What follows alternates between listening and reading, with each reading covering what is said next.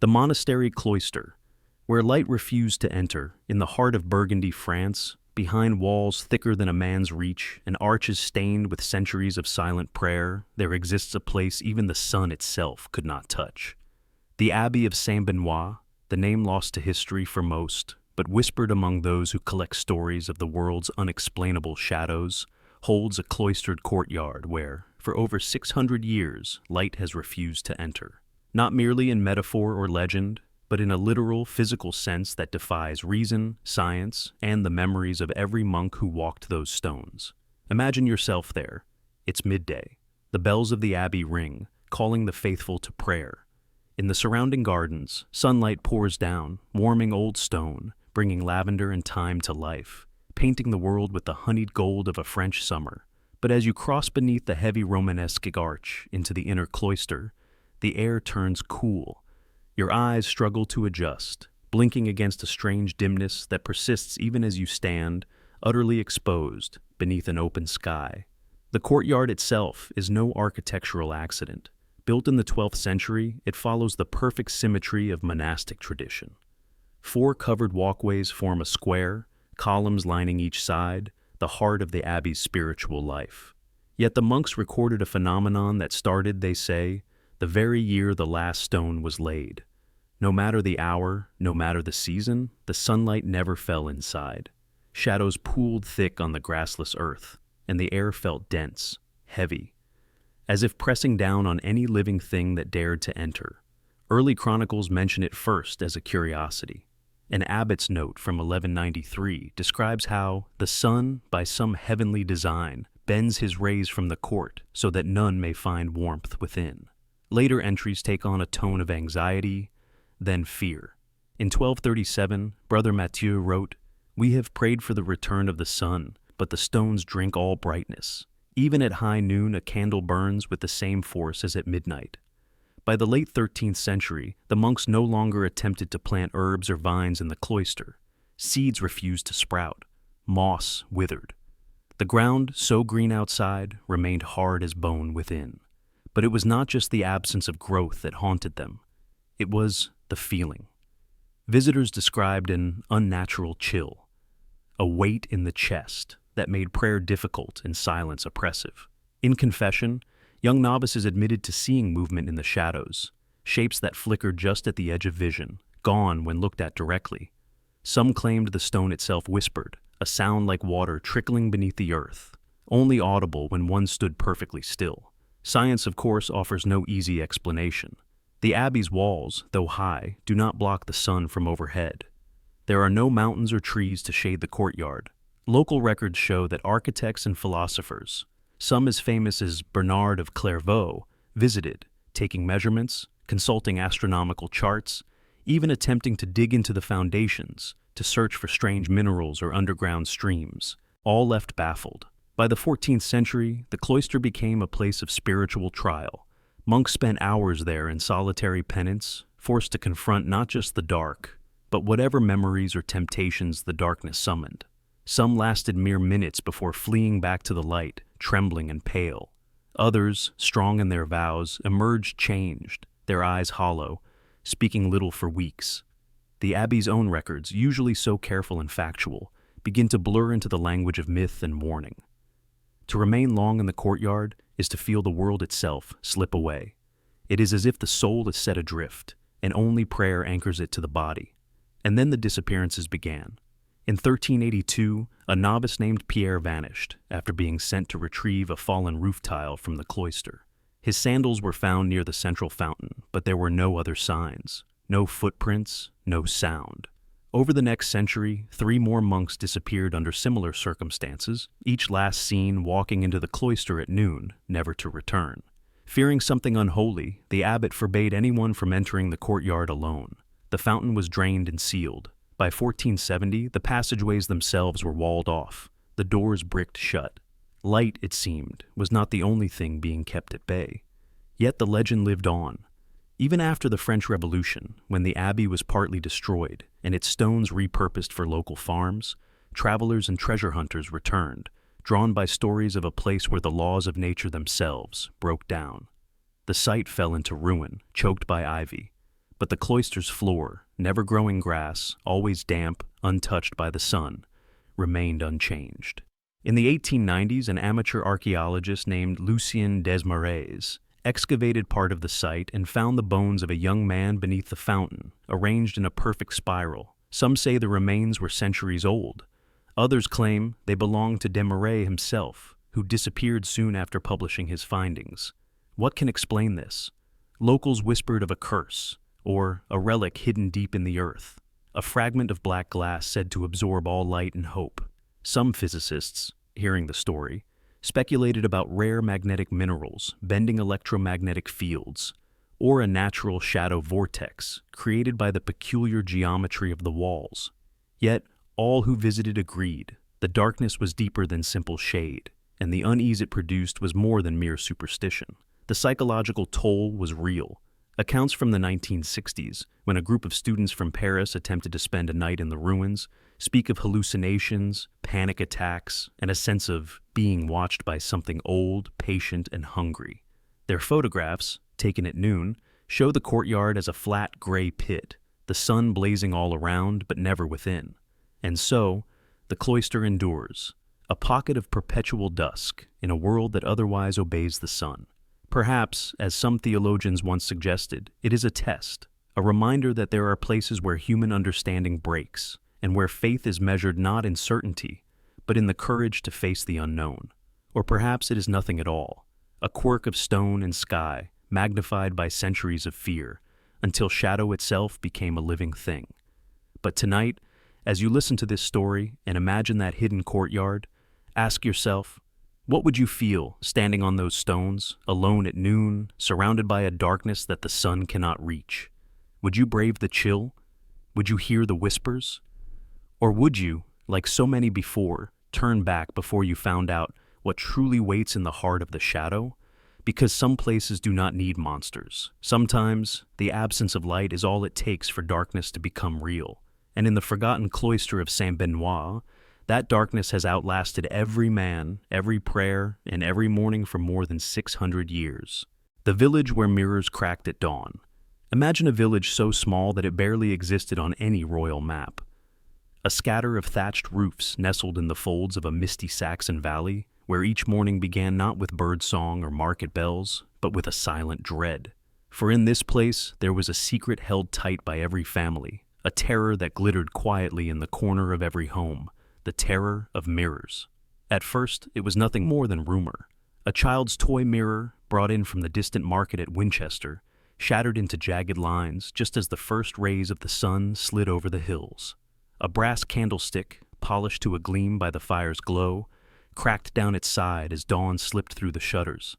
People whispered about curses or fey mischief, or something even older, a memory of the land that refused to die. As the months passed, the stories multiplied. A blacksmith's wife, proud of her imported looking-glass, watched in horror as it split in two with a sound like distant thunder at sunrise. A farmer's daughter, combing her hair in a polished bowl before breakfast, flinched as a crack snaked across the surface, distorting her reflection into a stranger's face. No matter the material, bronze, silver, even simple water in a dish, if it could hold an image, it broke when touched by the first golden light. It was not long before panic infected the air.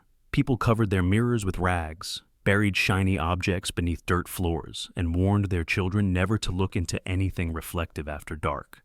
The village priest, himself unsettled after his chalice split as he prepared for morning mass, declared that mirrors and all polished things were doors left ajar to unclean spirits. He ordered a ban: no mirrors, no metal polish, no water left standing overnight in the open. It was, he thundered, a matter of spiritual life and death. But fear is a stubborn guest, and it lingers long after the door is barred. At night, the villagers whispered of the cause. Some said it was a punishment. The valley was built atop pagan barrows, old graves that the living disturbed. Others blamed the woods that ringed the village, too thick and wild, or the river that ran colder here than anywhere for miles. A few old women muttered that the land itself had memory, and it remembered a time when people did not dare to look upon themselves. In this village, life shrank to its barest rituals. Mornings began with tightly shuttered windows and the smell of burnt rags as families hid every trace of reflection. Washing was done by touch, in wooden buckets clouded with mud. No one spoke of beauty, for to seek one's reflection was now a mark of vanity, and worse, danger. The one cobbler who dared polish his belt buckle found it snapped in two as the sun crested the horizon, sending a shard flying into his hand. He bled for days, and the buckle was buried in the churchyard as if it were a cursed relic. As the years crawled by, the ban became tradition, then law, then a kind of sacred truth. Children grew up believing that the sun itself was a judge, searching each home for evidence of pride or forbidden knowledge. Travelers who arrived carrying mirrors were shunned, their wares seized and tossed into the village pit. An old tinker, deaf and blind, wandered through one spring with a sack of glass. By noon, every piece had shattered. He left as quickly as he came, muttering prayers in languages no one recognized. What made this phenomenon so haunting, so unique in the tapestry of medieval superstition, was its persistence and its specificity. Other villages scoffed. Some accused the Saxons of sorcery, or of inventing tales to keep outsiders away from fertile land. But chroniclers from the nearest monastery recorded the events with unease. In their careful script, they described how they themselves saw a mirror, brought for testing, split before their eyes as the sun's light slid across it. Science as we know it was centuries away, and yet the monks tried to reason. Was it the air? The dew? Some curse of the soil? They tested their own goblets and found nothing. It happened only here, in this little hollow, year after year, always at dawn, always as sunlight hit the reflective surface. The villagers, meanwhile, learned to live without their own faces. Girls grew up never knowing the shape of their smile. Men shaved by feel, trusting the hand that had never truly seen its work. Wedding days came and went with only fleeting glances in muddy water, never lingering, always cautious. In time, even the memory of what a true reflection looked like began to fade. Stories of beautiful queens and noble knights with shining armor sounded strange and alien here. But if the land remembered, so too did the world outside. Every so often, a lord's messenger or a merchant would arrive, bearing gifts or demands. They would ask, confused, why the homes were so dim, why no one polished their wares, why the children flinched at the sight of their silver coins. Sometimes, these visitors ignored the warnings and left a cup on the windowsill overnight, only to find it ruined by morning. A few, unlucky or unwary, left their mirrors behind and swore never to return. There were attempts to break the curse, of course. Priests held midnight masses, sprinkling holy water on every door. One bold friar suggested exorcising the entire village, walking its perimeter with incense and sacred chants. The people joined in, desperate for relief. But dawn brought the same sickening cracks, echoing through stone and timber as if the land itself was laughing. Some tried to outsmart the curse. They hid their mirrors in deep cellars, believing that sunlight could not reach so far underground. It worked, until a drought struck, and a shaft of morning light slipped through a crack in the earth. A merchant's daughter, brave or foolish, tried to see her reflection in the river at sunrise. The water frothed and bubbled, and a film of scum floated on its surface for days, making the villagers fear for their wells. Over time, the story spread beyond the valley, twisting as all rumors do. In the courts of Wessex and Mercia, people whispered that the village had seen an angel, or a demon, or the face of God itself. Some said the villagers had been punished for a sin no one remembered. Others believed the curse was protection, a barrier against invaders, a sign that the land would tolerate only the humble and the blind. Whatever the truth, the people endured. The village did not vanish, nor did it thrive. It existed in a kind of stasis, untouched by the ambitions and wars that swept across Saxony. Generations came and went, each teaching the next to respect the dawn, to cover their eyes, and to leave the world of mirrors to those beyond the hills. In the end, what remains of the story is not just a tale of superstition or fear, but of adaptation. A community shaped by a mystery it could not solve, and a lesson about how the land, the sun, and the act of looking at oneself can become something sacred and dangerous all at once. Centuries later, when the world had changed, and science had mapped the stars and the soil, the valley was still marked on ancient parish records as the place where mirrors break. Even now, when the light hits old stone in just the right way, some say you can hear a faint echo of shattering glass, reminding us that some mysteries are meant not to be solved, but lived generation after generation in the trembling dawn. The hill that cast no shadow for a century. In the long, restless memory of northern Italy's forgotten landscapes, there is one story locals whispered even as late as the 1800s. A legend so persistent, so embedded in church records and travelers' accounts, that even skeptics found themselves pausing on dusty roads, looking over their shoulders at the faint outline of a hill that once defied the very rules of nature. They called it La Collina Senza Ombra, the hill without a shadow. For nearly 100 years, from the mid-1300s to the dark winter of 1448, this low, grass-covered mound near the outskirts of a mountain village simply refused to cast a shadow. Not at dawn, not at noon, not when the moon traced cold silver arcs across the fields. It began as a curiosity, first recorded by a traveling monk named Fra Paolo in 1350. Paolo, fleeing the Black Death in Florence, kept a detailed diary.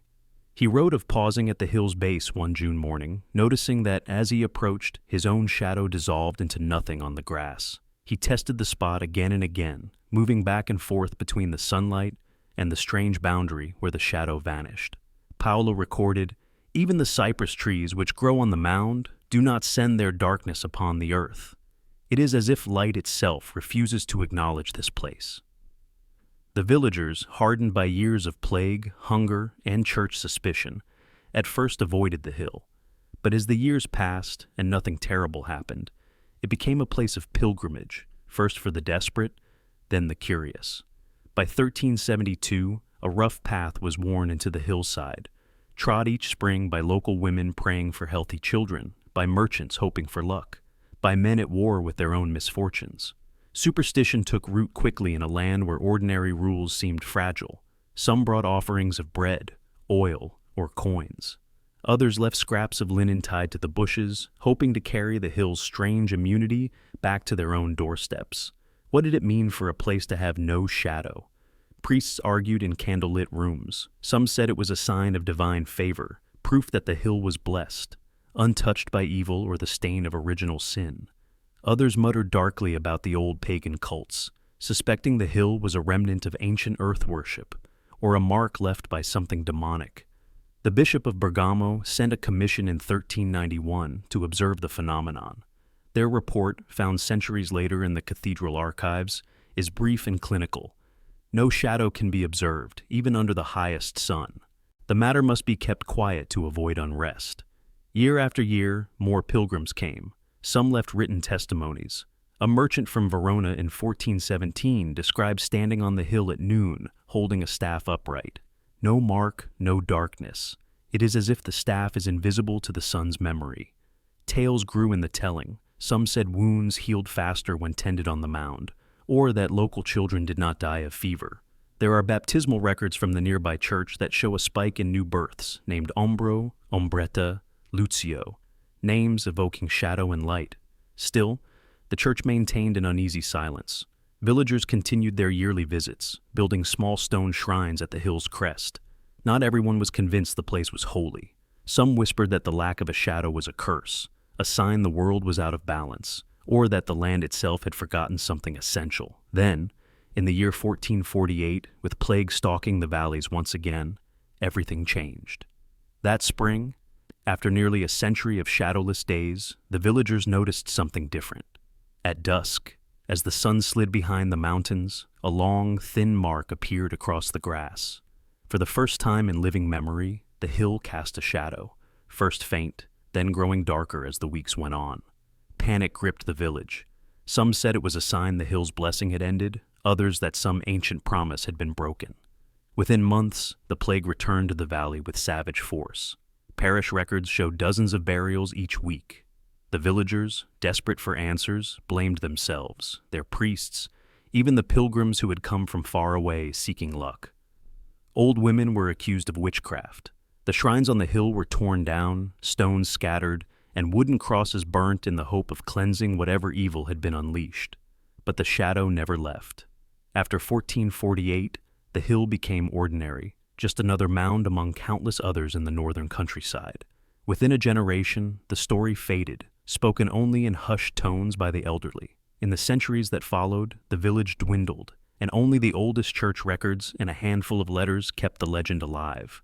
Yet even today, if you wander the back roads north of Bergamo, you might hear fragments of the tale from a shepherd or an old woman selling herbs at the market. They'll tell you there was once a hill that cast no shadow, a place where the laws of sun and earth were suspended for a time. Some say the land is marked by memory, that old wounds and forgotten miracles linger longer than anyone imagines. Others believe the story is a warning, that even the most unexplainable blessings can vanish, their meaning understood only when it is too late. What remains is the record, brief, haunted, impossibly strange, a footnote in the tangled manuscript of Italian history, left for us to puzzle over in a world where even the most ordinary hill may carry a secret beyond the reach of science or faith. And as the sun sets across the grass and the old stones grow long with shadow, you have to wonder, what other mysteries once hid in plain sight, waiting for the right century to reveal themselves? The church cross that never cast a shadow. In the wild, rain-soaked valleys of Wales, where stone villages seem to rise from the mists as if they'd always belonged, stories endure like the bedrock beneath. Among these is the tale of a church cross, unremarkable in shape, ordinary to the eye, yet burdened with a mystery that stretched for centuries and quietly warped the faith of an entire village. The cross, fixed high upon the weathered wall of St. Kinger's Parish Church, bore a singular, silent defiance of the natural world. No matter the hour or angle of sun, it never once cast a shadow. To the villagers of Langar, it became more than stone. For generations, children grew into elders under its watch, always aware of its strangeness, always uneasy. The church itself was old, built, so records say, in the time of Norman conquest, when Welsh stonemasons still mingled Christian faith with whispers of the older, Druidic ways. The cross was set above the west door, carved from local granite flecked with quartz, roughly 4 feet in height, simple, with arms chipped from age, yet always bright as if the years could not weather it. The first written record comes from the 13th century, in the margin of a baptismal register, where a monk's hand scrawled a single Latin line, Crux quae umbram non facit, miraculum aut maledictio, the cross that casts no shadow, miracle or curse. Some saw it as a sign of God's presence, proof that the holy light would never abandon the church. Others, more quietly, wondered what it meant for something shaped to recall sacrifice and redemption, to remain untouched by the laws that governed all else. As decades turned to centuries, the legend deepened. Records from the 1500s, kept by a meticulous rector named Owen ap Rhys, describe villagers gathering at dawn and dusk, watching as the sun crawled across the sky and shadows stretched and shrank across the churchyard. But the cross remained defiantly lit, its pale edges somehow always visible, never blackened, never yielding a single dark line on stone or grass. Rhys wrote of women bringing sick children to the church steps, laying them beneath the cross as if exposure to its mystery might cure fevers the village healers could not.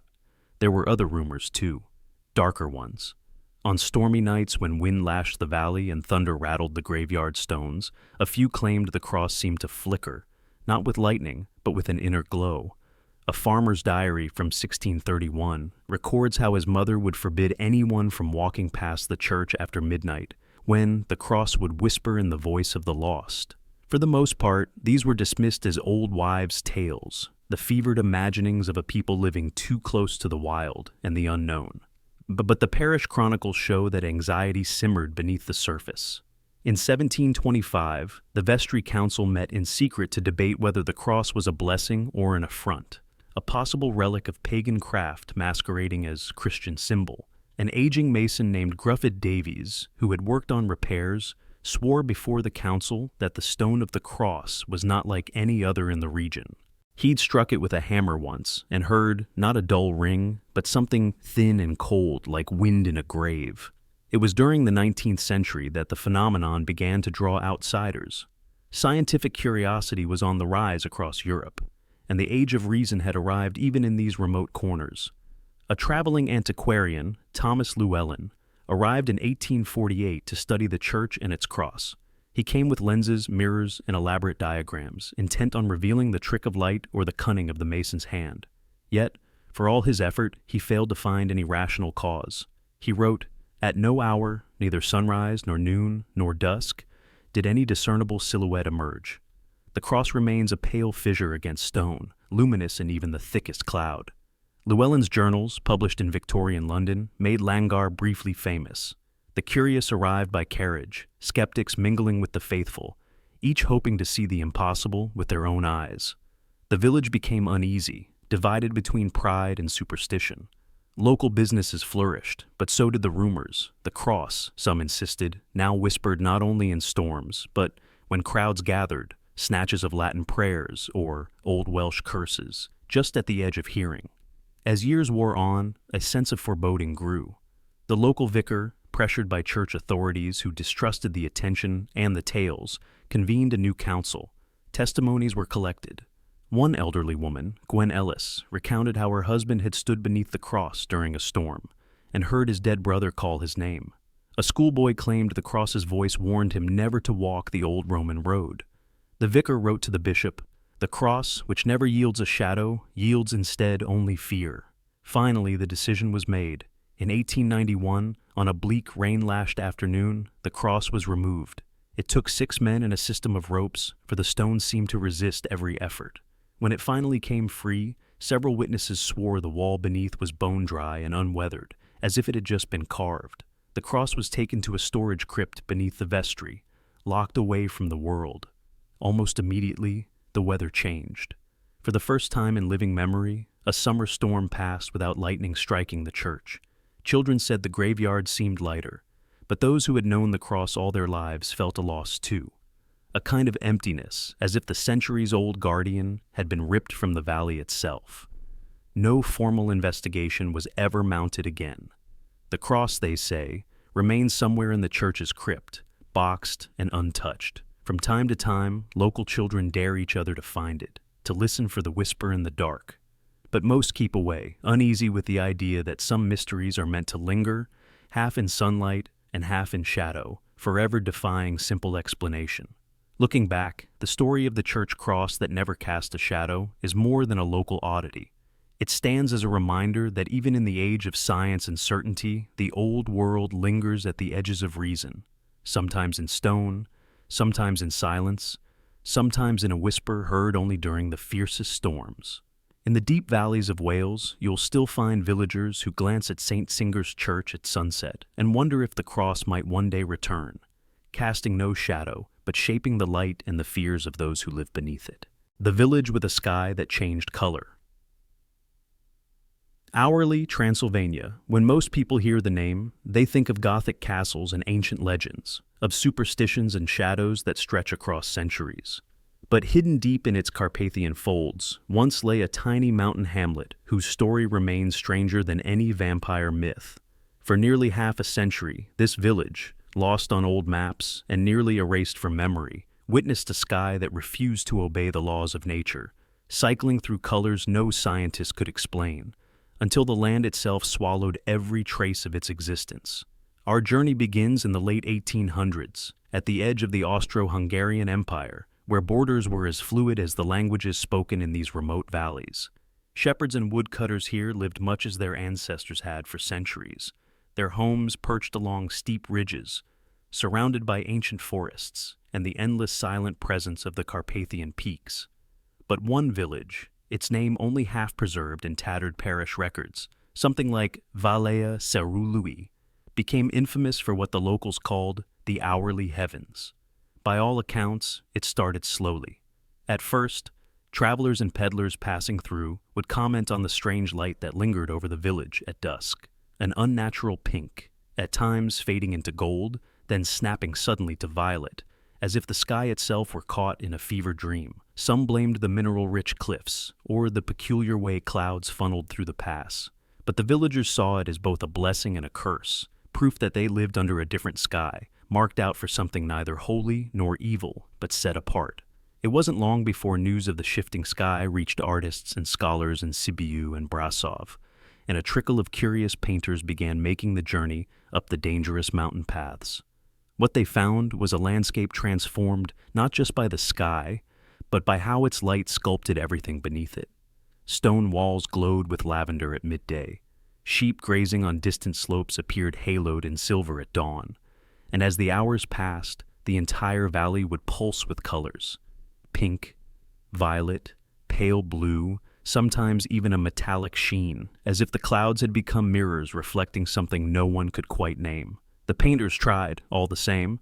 Dozens of canvases survive in scattered museums, signed by little-known names who braved the journey up for a glimpse of these hourly heavens. One such artist, a Hungarian named Bela Toth, kept a diary of his weeks in the hamlet. He wrote of mornings where the sky appeared almost ordinary, and afternoons when it changed every 20 minutes, violet giving way to a burning rose, then melting into a pale, unnatural silver that made shadows vanish. It is as if God himself paints, then wipes the sky clean and begins again, Toth wrote. I cannot sleep for fear I will miss a color I have never seen. The phenomenon defied explanation. Some suggested the village sat at the confluence of strange winds carrying mineral dust from hidden veins in the cliffs. Others speculated about electromagnetic anomalies or volcanic gases escaping from cracks beneath the valley floor.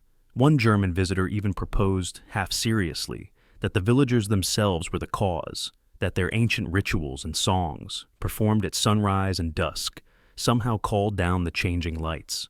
But for the people who lived there, the sky was simply the sky, a fact of daily life that made outsiders uneasy, but left them feeling both chosen and exposed.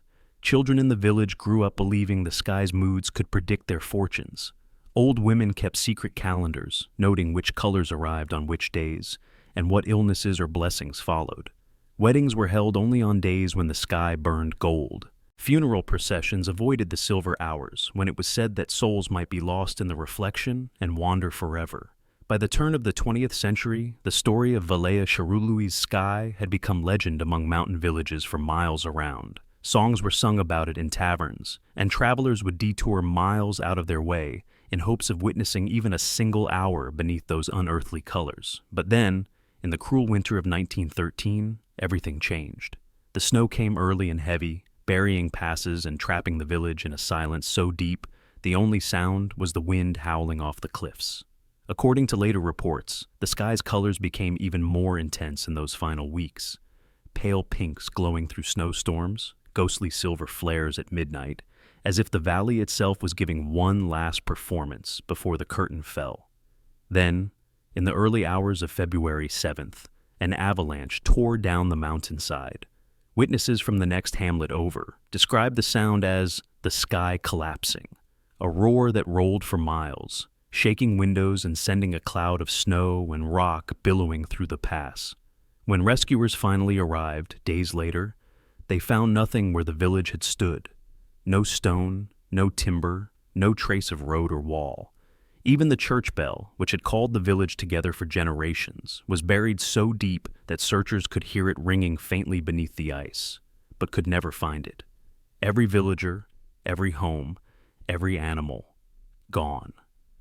The story made local papers for a week or two, but the world was already tumbling toward the greater cataclysm of World War I, and soon the story faded from all but local memory.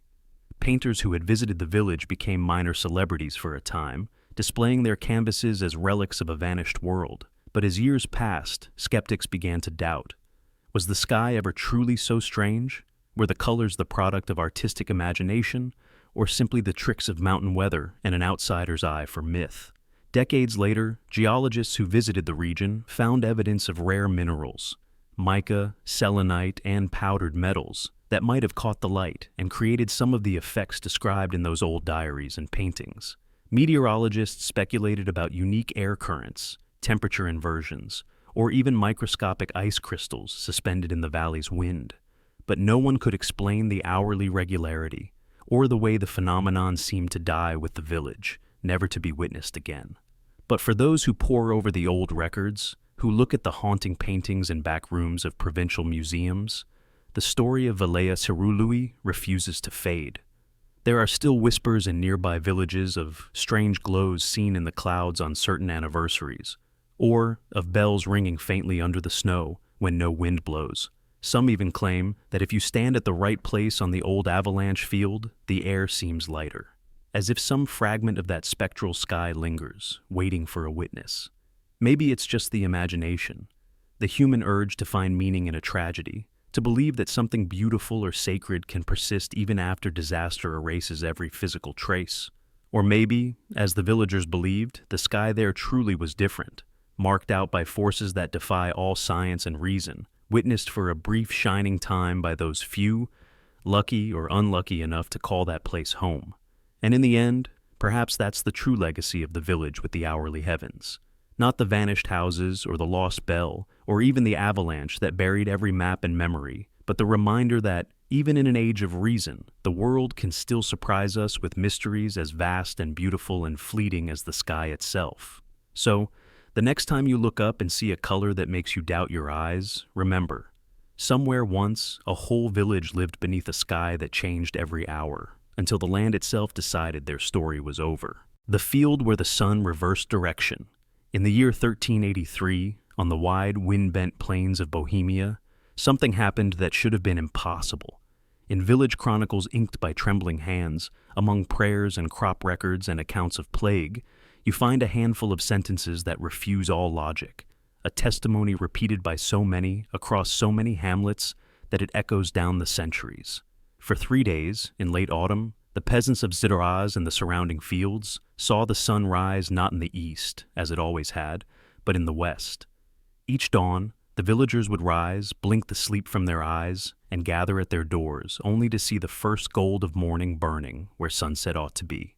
And each evening, as the cold deepened and the shadows stretched across the stubble of harvested grain, the sun would vanish behind the hills to the east, leaving the world colder, stranger, and more frightened than it had ever been before. Imagine yourself in that moment, a world centuries before telescopes or modern science, where the rhythms of nature were more than just routine. They were the laws by which life itself was governed. The sun's course was the thread on which every task, every prayer, every hope was strung. For it to turn backwards, even for a single day, was to risk unraveling reality itself. It began on the feast of St. Martin, the morning of November 11th. The sky had been unsettled for days, thick with the strange yellow haze that sometimes settles over the river valleys before a storm. At the cock's crow, the villagers of Zdaraz, men, women, and children, stepped outside, expecting the first pale glow over the eastern woods. Instead, they found darkness lingering where the day should have broken, and a silent, ghostly brightness blooming behind them. At first, they thought it a trick of fog or some strange reflection. But as the sun lifted, slow and sure, into the sky from the west, disbelief turned to terror. Word spread fast, carried by barefoot messengers and ox-drawn carts. By noon, the sun stood overhead as always, its warmth steady on the fields. But as evening approached, every eye watched the eastern horizon, and there, as if obeying some new, unfathomable law, the sun slipped below the hills where it had always risen, leaving the west in shadow and the east burning red. The local priest, Father Yannick, recorded the event with words heavy as lead. On this day, the sun defied the wisdom of creation. It is as if the world itself has turned. The children weep, and the elders pray. Surely a great trial is upon us. The villagers crowded into the chapel, lighting candles against the growing dread. The bells rang for hours, summoning comfort that would not come. Some said it was the end of days. Others, a punishment for unconfessed sins. Old stories returned, of St. John's vision, of darkness and reversal, of the dead walking backward to their graves. On the second day, the panic deepened. No messenger brought news from Prague, and rumors rippled from village to village. Some said they saw birds flying in spirals, cattle refusing to graze, even the river flowing strangely. The sun rose again in the west, even brighter, and by noon the priests led processions through the fields, chanting the litany of the saints, sprinkling holy water on the furrows, but the heavens did not answer. By the third day, resignation replaced terror. The villagers worked their fields as best they could, planting winter rye and cabbages, keeping wary eyes on the sky. Some tried to sleep through the dawn, unwilling to see a world so changed. Others gathered in silence, waiting for a sign. In the Chronicles, it is written, all seemed still but for the sun, which mocked the faith of men. And then, as suddenly as it began, the world snapped back. On the morning of the fourth day, the sun once more rose, timid, almost apologetic, over the eastern woods, warming the faces of villagers who had begun to wonder if they would ever see home again. The relief was so immense that people wept openly in the fields. That night, bonfires were lit and prayers of thanksgiving carried across the hills. The chronicles end with a simple line: God's order is restored, yet none will forget the days the world was turned. What happened in those lost days of 1383? Historians have combed parish records, astronomical tables, even weather logs from distant monasteries. Some speculate about rare atmospheric mirages, fata morgana on a scale never before recorded. Others wonder about volcanic eruptions far to the east, painting the skies with dust and refracting the dawn. But no scientific explanation accounts for the sheer consistency of the reports, or the fact that neighboring villages, even many miles apart, all wrote of the same impossible sunrise and sunset. Some have even suggested that the earth itself was shaken, by comet, by earthquake, by forces beyond modern imagining. Yet the fields remained undisturbed, the rivers flowed as before, and when the sun's path returned to normal, the world outside the little villages of Bohemia took no notice. But the people remembered. For generations, stories were told at winter firesides about the time the world spun backwards and the rules of nature became a riddle. Children born in 1383 were said to be marked, destined for strange dreams, or to see omens others could not. Old men spoke of a thinness in the air, as if the veil between worlds had worn down to a thread. Some believed that for those 3 days, Bohemia had fallen out of time, caught in a loop or a punishment or a warning. For centuries after, whenever the sky turned strange, at eclipses, during blood-red sunsets, in the years when the crops failed, parents would warn their children, "Remember the days when the sun forgot its path. Anything can happen. The world is not as fixed as we believe." The field itself still lies outside Zdaraz, plowed and planted each spring. There is no marker, no stone, no official memory, only the faintest ripple in the old church records and a lingering superstition that on certain November mornings you should rise early, face the west, and watch. Because sometimes history reminds us that even the sun can lose its way, that the world can break its own rules, and that in the silence of an autumn dawn, the impossible can walk right through your life, leaving questions that will never find an answer. And so, the peasants of Bohemia kept their stories, passed from mouth to mouth, warning those who would listen. The sun may set where it pleases. The world is far stranger and far more fragile than you think. The tower that threw shadows into the wind, in the far north, where the Baltic winds carve the forests and the sea is never silent, there stands, or rather once stood, a castle whose stones remember a secret that scholars still whisper about. This was not a grand fortress at the center of some king's domain, but a lonely stronghold perched above marsh and pine, older than most maps, its silhouette jagged and strange against the shifting sky. For as long as anyone could recall, travelers noticed something wrong, something that prickled at the senses before it ever touched the mind.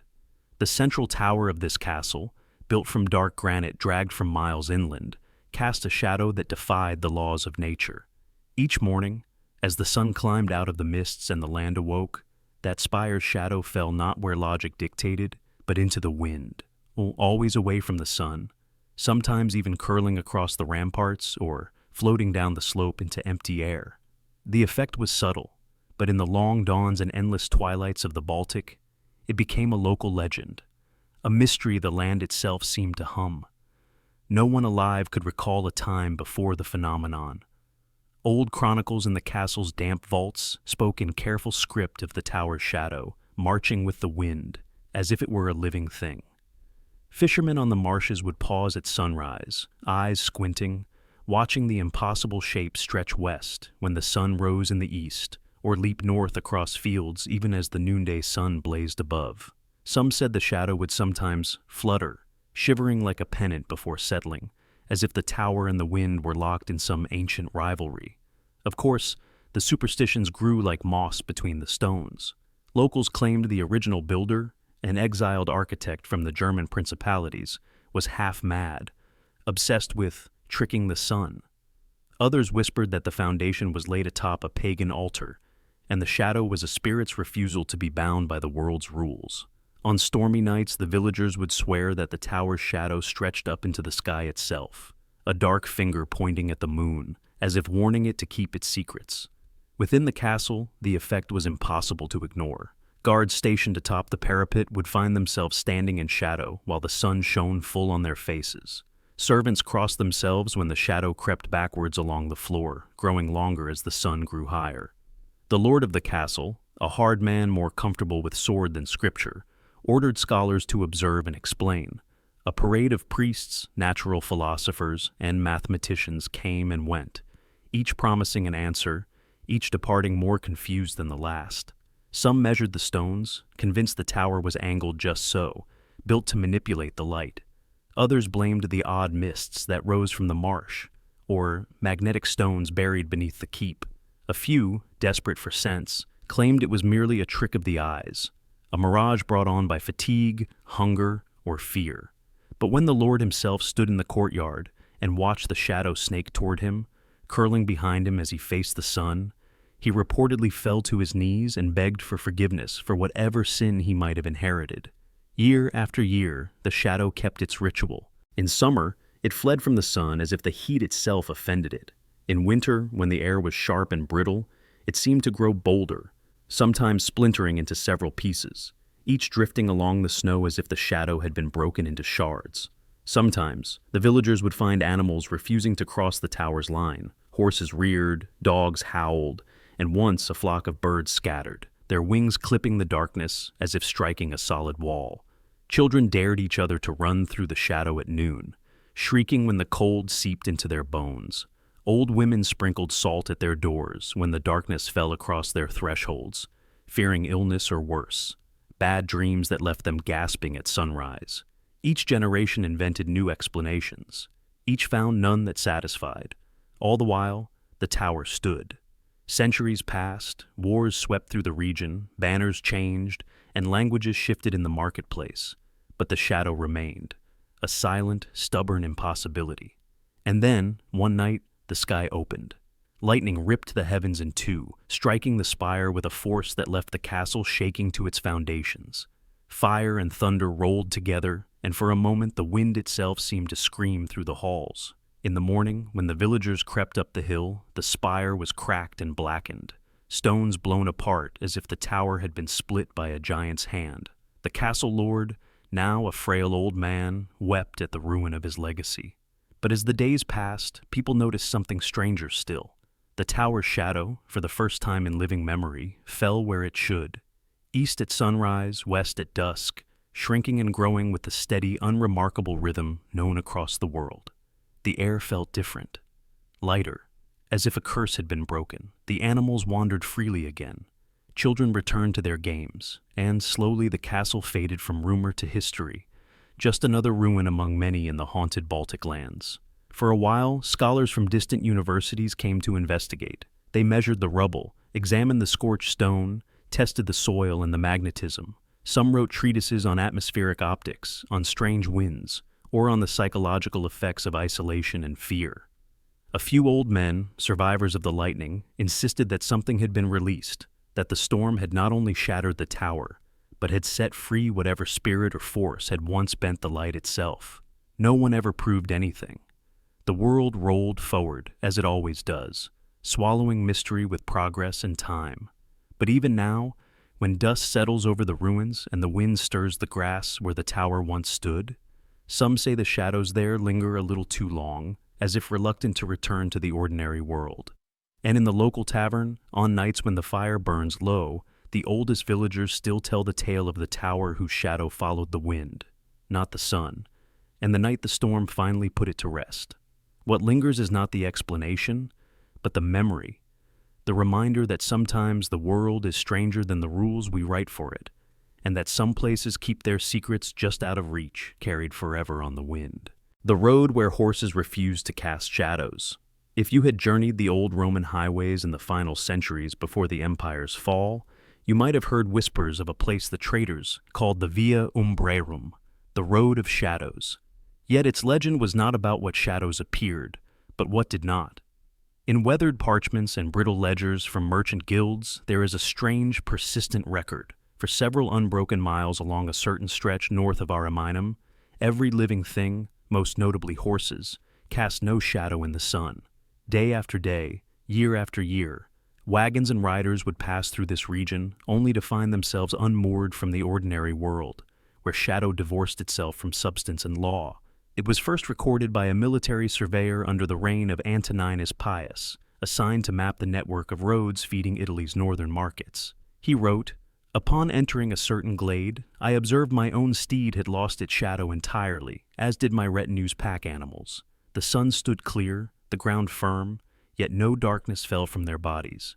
He was so unnerved by this that he ordered his party to camp a mile before the spot, and sent a slave to ride through alone at midday. The slave returned pale and silent, refusing to speak of what he'd seen. Over the following decades, word spread along the guild roads. In the heart of a landscape dotted with crumbling villas and whispering cypress trees, there was a place where the earth drank up every shadow. By day, the phenomenon seemed almost peaceful, but at night, fear ruled. Caravans avoided the road after sunset, leaving the area eerily silent except for the wind and the restless pawing of hooves. Superstition flourished in the gap left by explanation. Old herdsmen would mutter that the road cut across an ancient burial ground, older than Rome itself, a place where the souls of the dead walked beside the living, invisible but hungry for warmth. Pagan priests, called haruspices, were brought to examine the land. They dug into the earth and found shards of blackened pottery, scattered bones, and coins pressed flat by centuries of weight. Some believed these were offerings, others that they marked the site of a forgotten curse. Roman soldiers, practical men, raised to believe in the order of stone and discipline, began to dread this place. There are letters from a centurion named Lucius, stationed at a fort nearby, who described patrols passing along the road. Even the bravest of our horses balk at the threshold, refusing to enter unless blinded by a cloth or coaxed by song. We have lost 3 animals this spring, each one dropping dead upon leaving the shadowless ground. In response, the imperial prefect posted warnings on wooden boards. Avoid the road at night, no travel during the new moon, no torches lit within the shadowless mile. Anyone who broke these edicts faced stiff fines, or, it was rumored, the wrath of something older and colder than Roman law. Still, the lure of the shortcut drew desperate travelers. Peddlers hoping to shave days from their journey would risk the stretch, some returning with strange tales, dreams of voices whispering beneath the earth, of invisible eyes watching from the hedgerows. Merchants wrote careful instructions for their apprentices: always ride in groups, avoid stopping, and never, under any circumstances, look back while on the shadowless road. Some believed that those who disobeyed were followed for the rest of their lives by bad luck or unexplainable cold. There were even stories of travelers who, after journeying the Via Umberum, never saw their own shadow quite the same way again. Its outline warped, its edge always just a little out of sync with the body. The phenomenon was so notorious that in the early 5th century, a bishop named Gaius petitioned Rome to sanctify the ground and return the sun's favor to the earth. A ceremony was held, attended by clergy, soldiers, and local townsfolk. Hymns were sung and holy water sprinkled, yet even after the ritual, the road kept its mystery. Shadows remained absent. The bishop, shaken, wrote in his chronicle, "The land remembers what men forget. Perhaps this is not for us to mend." As the centuries passed, the road slowly fell out of use. The empire's collapse brought chaos, and merchants favored other, safer routes. In time, the legend of the shadowless road faded into folklore, carried on in half-remembered stories told by grandfathers to children beside winter fires. The earth reclaimed the stones, grass pushing up between ancient paving slabs. Today, only fragments of the old Via Umbrarum can be traced in the countryside, overgrown, silent, their mystery lost to all but the most diligent seekers. And yet, some locals still refuse to walk their horses down those stretches, even under the brightest sun. They say the land is marked by something too deep for reason, by the echo of Roman fears, by whatever force kept the world from casting shadows long ago.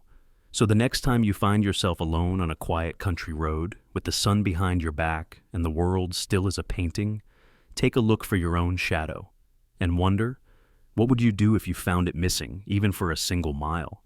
Would you trust the ancient warnings? Or would you, like those travelers of old, keep your eyes fixed ahead and never look back?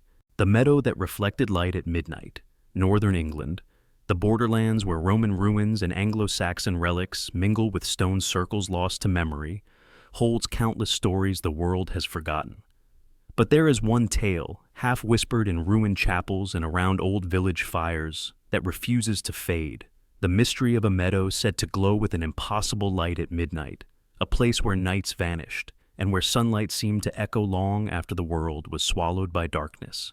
Travel back with me to the mid-1300s, an age when chivalry was both legend and law, when England's north was a land of endless shadow and surprise. Villages clung to riverbanks, their thatched roofs battered by the winds that howled off the Pennines. The countryside was wild, foxglove and heather in summer, endless mud and silence in winter. And somewhere beyond the edge of all known paths lay a place marked only on the oldest monastic maps, a broad, empty field on a raised plain, simply labeled Lux Noctis, the nightlight. Even in those days, few dared cross the meadow at night. Shepherds told of faint glows rising from the grass, a silver mist that pulsed with a steady, uncanny rhythm, never quite bright enough to read by, but impossible to ignore. Wild horses would balk at its borders. Local children were warned not to stray too far after sunset, lest the echo light find them and draw them away. In daylight, the place seemed ordinary enough. Grass thick as a carpet, wildflowers by the hundreds, a gentle stream marking its southern edge. But once the sun dipped below the horizon, something changed. Even in moonless, starless darkness, the meadow glowed. Not with the cold gleam of dew or the wavering dance of fireflies, but with a soft, unwavering luminescence, as though the ground itself remembered the sun and refused to let it go. The earliest written account dates to 1337 in the battered diary of Brother Alfric, a Benedictine monk sent north to investigate local wonders. He described riding out with two companions, determined to discover the truth behind stories of nocturnal radiance. What they found astonished them. The air above the grass shimmered with a pale light, the source invisible, the effect impossible to deny. Alfric wrote, "It was as though dawn lay under our feet, not above our heads. Shadows fled from the soil itself, and the silence was profound." He and his companions slept uneasily at the meadow's edge, and when dawn came, one brother claimed to have seen faces in the light, though none could confirm it. Within a decade, rumors had spread. Local lords heard tales of a field that shone like heaven's threshold, and soon, a handful of knights set out to test their courage, their banners snapping above polished armor. They made camp at the meadow's heart, swearing oaths to stand through midnight and unravel the truth. They never returned. Peasants searching at dawn found only abandoned tents, trampled grass, and, some said, the faint echo of voices drifting in the morning fog, as if the men had slipped not into the forest, but into the light itself. The disappearances changed everything. The meadow's reputation grew darker, wrapped in superstition. Farmers refused to graze their cattle on the land, and travelers avoided it, even by daylight. Yet the glow persisted, baffling every observer. Some blamed will-o'-the-wisps or marsh gas, but the meadow was neither bog nor fen. Others whispered of ancient burial grounds or curses placed in times before history. Yet no bones were ever found, no runestones or cryptic markers, only grass that grew thicker and greener than anywhere for miles, and wildflowers that bloomed weeks before their kin. In the late 1400s, a wandering scholar named Thomas Winchcombe brought a crude glass prism to the site, hoping to analyze the light. He noted in his battered notebook that the glow seemed to respond to touch. If he pressed his palm to the earth, the light brightened, then faded as he withdrew. Winchcombe tried to collect samples of soil, roots, even insects, hoping to find the cause. Nothing glowed outside the meadow. The magic, or science, was bound to that single spot. Years turned to centuries.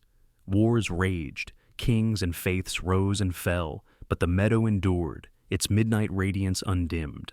By the 1600s, tales of the meadow had drifted into local legend. One ballad sung in Yorkshire taverns spoke of a sun-stolen field, where midnight walks as noon, a place where valiant hearts dissolve to dew, and stories fade to dawn. The locals called it Sun's Echo, or the Noon Field, and left it unharvested, a sacred gap in the otherwise patchworked landscape. Modern theories abounded as science crept north.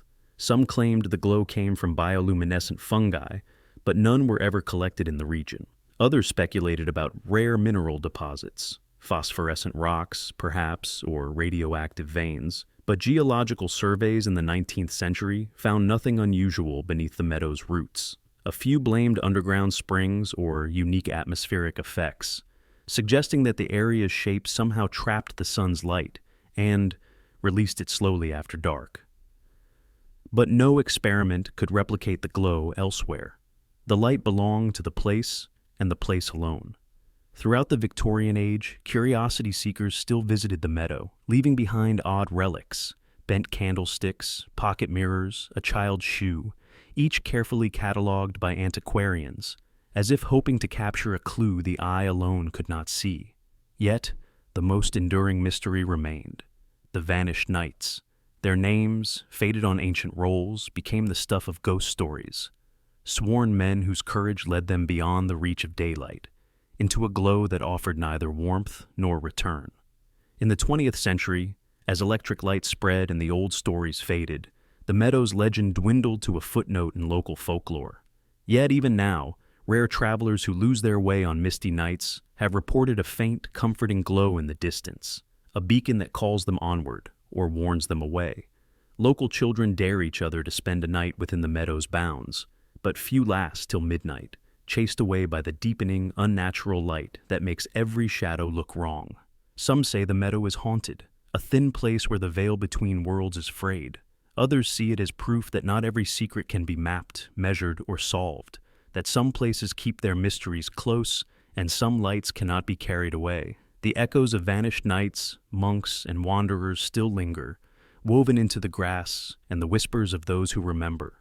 Perhaps the truth is simpler, or stranger. Perhaps the meadow is a memory made real, a place where light refuses to fade, and where the past survives as a living glow. Or perhaps, as the oldest shepherds say, it is a warning that courage and curiosity in the wrong place can be lost forever, absorbed by the earth, dissolved into radiance, never to return.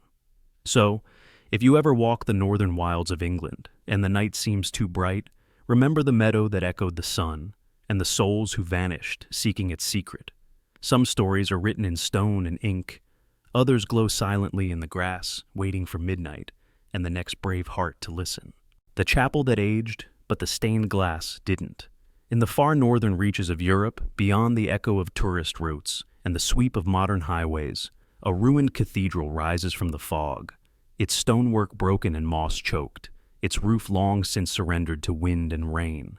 The walls, centuries old, bear the marks of time, lichen devouring mortar, entire pillars toppled in ancient earthquakes, and the relentless scarring of a dozen wars.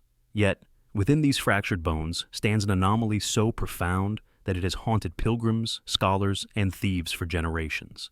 The chapel's stained glass windows, untouched by time. From the outside, the cathedral, known in half-erased parish records as St. Aurelius, resembles any number of forgotten holy sites that dot the battered landscape of post-Reformation Europe. Its foundations date to the 12th century, and its original congregation is long vanished, swept away by plagues, reformations, and exile. But the stained glass, still set in lead and stone, shines as if yesterday's hand had fitted it in place. Centuries of snow, soot, cannon fire, and riotous human passage have left no trace upon its face.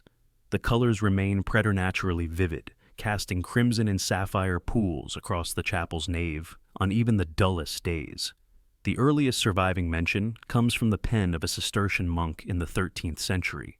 He describes a new altar dedicated to a local martyr, sunlight pouring through panels so clear that they must have been wrought by angels, for no craftsman's hand could birth such radiance. By the 1400s, local chronicles begin to puzzle at a mystery. The glass does not darken, nor does the paint flake, even as other churches in the region replace their windows every generation. Records show that when famine gripped the land, peasants gathered beneath the glass, praying for the harvest, while staring at scenes of saints that never faded. The centuries rolled on, and so did history's storms. Invaders razed the village twice, armies camped within the churchyard, and in the worst winter on record, starving soldiers built fires in the nave, blackening the ceiling with soot. Yet, when the snow melted and survivors crept back inside, the stained glass shone, utterly clean, as if even flame itself bowed before its colors. By the Enlightenment, the chapel's reputation had grown. A traveling French philosopher, sent to catalogue the curiosities of northern Christendom, wrote in astonishment of the sapphire Christ who bleeds in eternal daylight, the martyrdom forever unwounded by shadow or time. His notes contain no theory, only awe. By the 19th century, the ruined cathedral was the subject of local legend and whispered warnings. Scholars and treasure hunters arrived, determined to unlock the secret of the glass, but none succeeded. Some tried to pry fragments loose, only to find the lead would not yield. Others washed the panes with lye or acid, but the colors did not blur, the images did not age. Generations of caretakers noted an even stranger phenomenon. No shadow, no matter how strong the sun, ever crossed the altar floor. At dawn, the first light would spill through the windows and race across the stone nave. But at the threshold of the altar, the light simply pooled, as if blocked by an invisible wall. During storms, when the roof buckled and rain lashed the glass, the windows themselves glowed, untouched by water or mud, casting patterns that danced but never faded. When lightning struck the bell tower in 1812 and sent burning timbers crashing through the sanctuary, the flames licked the glass but left it unchanged. Word spread among those who believed in miracles and those who hunted them. There are records of bishops and skeptics, even occultists, who made the long trek to the ruins. Each time, they found the chapel empty and the glass undiminished. In one account, a skeptic, a scientist of some repute, spent 6 weeks living within the ruined nave, documenting every sunrise and sunset. He found no dust gathered on the window frames, no bird droppings, no cracks, not a single flaw. When he tried to chip a sample for his laboratory, his chisel shattered, and the sound rang through the ruins like a bell. That night, he swore he heard the glass sing, a high, mournful note that faded only with dawn. The villagers who lived in the shadow of St. Aurelius rarely entered the chapel and, when asked, would only shrug. "It is not for us," they would say. "It is for those who need it." Priests claimed that prayers spoken in the chapel were answered, but only if the supplicant left no mark. No candle stub, no flower, nothing but silence and breath. When a family tried to repair the altar after a particularly savage winter, the workers found their tools would not pass the border of the altar's light. It was as if the stained glass defined a line that no living hand could cross. War returned, as it always does. In the chaos of the 20th century, artillery shells landed in the valley. The village was evacuated, the fields burned, and looters ransacked every building. When peace came, survivors returned to shattered graves and hollow walls. Yet, the stained glass still glowed, unmarred. Soldiers who had bivouacked in the ruins left strange stories, of dreams filled with brilliant colors, of waking in the night to see the chapel bathed in light, though the moon was new, of feeling watched by the painted saints. In recent decades, the ruined cathedral has attracted a quieter breed of visitor, historians, artists, and those searching for proof that the world holds more mysteries than answers. Scientific tests have been tried: radiocarbon dating, spectral analysis, the latest microscopy. The results are always the same. The glass is ancient, but the pigments show no sign of decay, no molecular breakdown, nothing that science can explain. A leading expert on medieval glass once wrote, after his final visit, "I have spent my life decoding the chemistry of color, and I cannot explain these windows. They are immune to time and to human touch, and I suspect to human understanding." Now, the chapel stands open to the sky, wildflowers blooming where pews once stood, roots curling through the crypts below. On cloudless mornings, light spills through the stained glass and casts colors on the altar floor, but no shadow ever breaks that brilliance.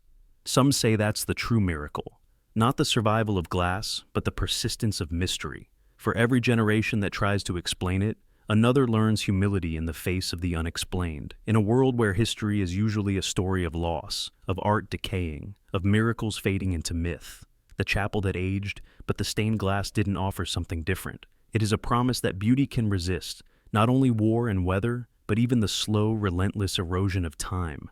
And maybe, just maybe, that some light is meant to outlast us all, shining on floors no shadow will ever claim. The cave where time passed without light. In the shadow of the snow-capped Alps, beneath the curling mists and ancient pines of a forgotten valley, lies a cave so mysterious, so steeped in fear and legend, that for centuries the local villagers refused to speak its name aloud. It is called, only in the oldest records, La Grota Senza Ombre, the cave without shadows. If you ever found yourself in that valley, on the edge of the old sheep trails, you would see only a black wound in the limestone, half hidden by tangled roots and falling leaves.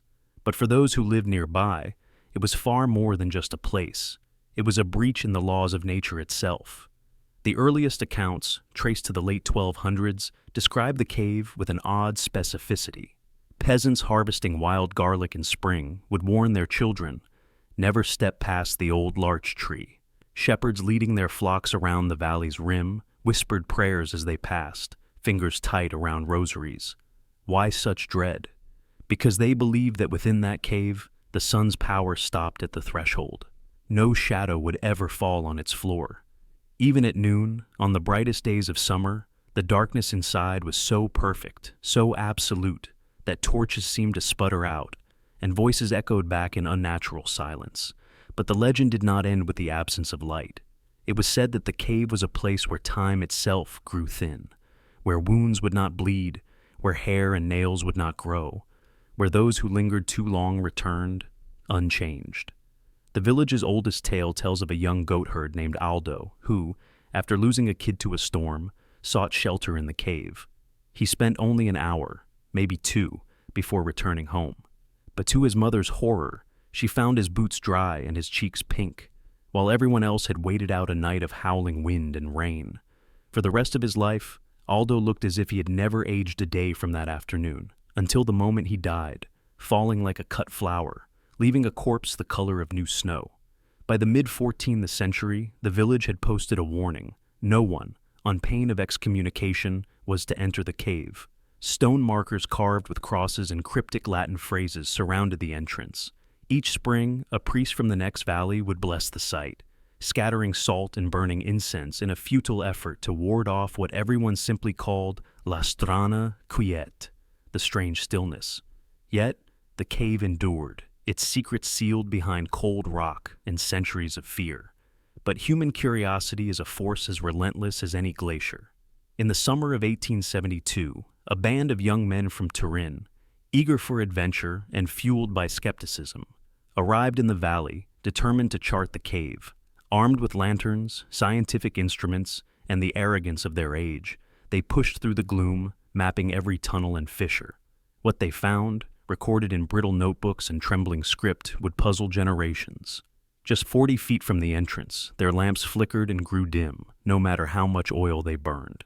The shadows did not lengthen or shorten, they simply stopped existing, as if swallowed whole by the rock. The explorers reported a silence so deep it felt like pressure, and the uncanny sensation that their own bodies moved in slow motion, as if submerged in thick oil. Time, they claimed, seemed to slip away from their minds. When they finally staggered out, blinking in the alpine sun, their watches disagreed by nearly half an hour. But the strangest discovery came deeper in the cave, in a dry alcove behind a collapsed pillar. There, undisturbed by animals or decay, lay a bundle of clothing, a hooded woolen cloak, a child's leather shoes, and a cap of blue-dyed linen, fabric so perfectly preserved that the colors still glimmered beneath the dust. A coin from the reign of Frederick II, minted in the early 1200s, glinted beside them. The clothes were arranged as if someone had simply stepped out of them. There was no sign of a body, no bones, no note. The air around the bundle was icy, as if locked in perpetual winter. News of the find swept through the region, drawing priests, professors, and fortune-seekers alike. Some speculated about pockets of natural gas, strange minerals, or underground ice flows preserving what should have rotted away. Others whispered of time pockets, places where the fabric of the world was folded, trapping whatever entered in a loop outside normal decay. One local historian, combing through the village records, found reports from the Black Death, entries noting that the pestilence could not cross the stones of the Shadowless cave, and that one family, desperate to escape the plague, had disappeared inside. Whether the clothes belonged to them, no one would say. By the 20th century, the cave was sealed behind an iron gate, the path overgrown and its story fading into rumor. But those who dared approach said that standing at the entrance, you felt a pull, not a wind, but a hush, as if the world itself paused on the threshold. Birds refused to nest in the trees above, and in winter, the snow never melted around the mouth of the cave. Modern attempts at exploration ended quickly. Equipment failed, batteries drained, compasses spun in slow circles. Photographs came out black, as if the cave simply refused to be captured, and the cave remains, quiet and forbidden, waiting in the green dark of the Alpine Valley. Children still dare each other to touch the stones, and old women still burn sage in secret, just in case. The clothes found inside are now locked away in a museum in Turin, their threads unchanged, untouched by the centuries, as if the past itself had been preserved in a bubble of stillness. What truly happens in that place where no shadow falls and time stands still? Was it a natural anomaly, a trick of geology and temperature, a ripple in the laws of physics? Or did the cave's legend, fed by centuries of fear and secrecy, create a space outside of history, where those who entered were neither living nor dead, aging nor ageless, but simply waiting? Sometimes the world keeps its strangest secrets hidden just beyond the edge of the map, waiting for the brave or the foolish to step inside. So, if you ever find yourself in that lost valley and see the mouth of a cave where the light bends away and the air grows silent, remember the warnings of those who came before. Time may move differently there, and not everything that enters is meant to return. Because in the end, it is not the darkness we should fear, but the places where even the sun forgets how to shine, and time itself refuses to pass. The Shadowless bridge, where oaths were made. There is a place in the heart of France where the land folds into itself, where old roads vanish into mist, and history clings to every stone. There, beneath the tangled boughs of ancient chestnut and oak, lies a bridge built by hands that have long since turned to dust, a bridge whispered about in taverns and churches, in castles and peasant huts alike. They called it the Pont Sans Ombre, the Shadowless Bridge. To find it, one would have to follow the river downstream, past the mill and the ruined abbey, until the trees thicken and sunlight itself seems to slow, as if uncertain whether to continue. There, a span of pale stone arches across the water, its surface worn smooth by centuries of footsteps. Merchants, priests, thieves, and, most of all, lords with secrets heavy as their armor. But as dusk draws near and the world turns gold, one truth sets this bridge apart. It casts no shadow, not a trace, not a ripple of darkness in the grass, on the water, or along the far bank. The sun can blaze or smolder, the sky can be cloudless or thick with storm, but the Pont Sans Ombre remains untouched. To the casual eye, it is nothing more than a trick of the light, a quirk, perhaps, of the river's winding course or the angle of the hills. But to those who knew, who remembered, who believed, the bridge was much more than an accident of nature. It was a place where fate itself could be bent, if only for a heartbeat. It is said the first to notice the miracle, or the curse, was a mason who, after a long day's work, sat at the edge of the bridge to cool his feet.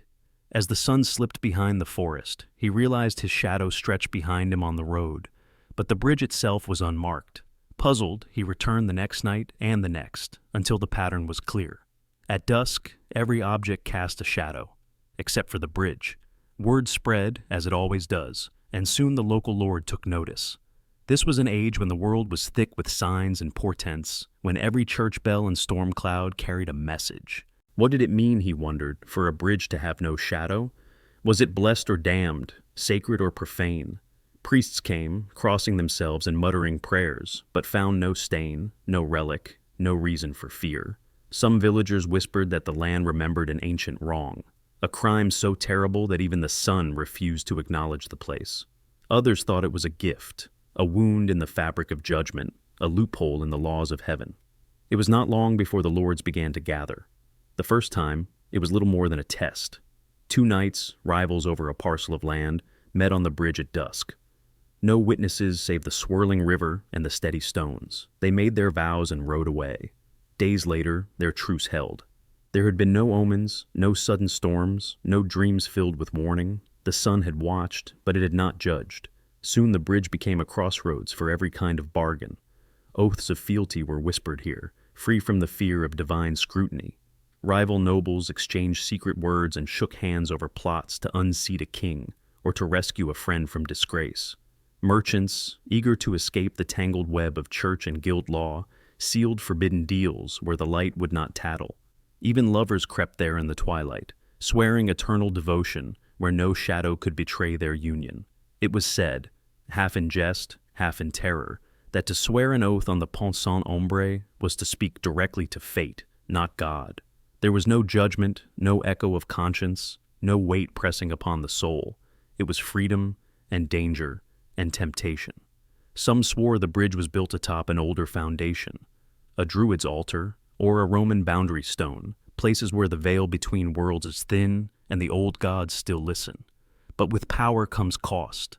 Not all who made pacts on the Shadowless bridge prospered. Some returned home to find their fortunes turned sour, their crops blighted, or their wives fallen ill.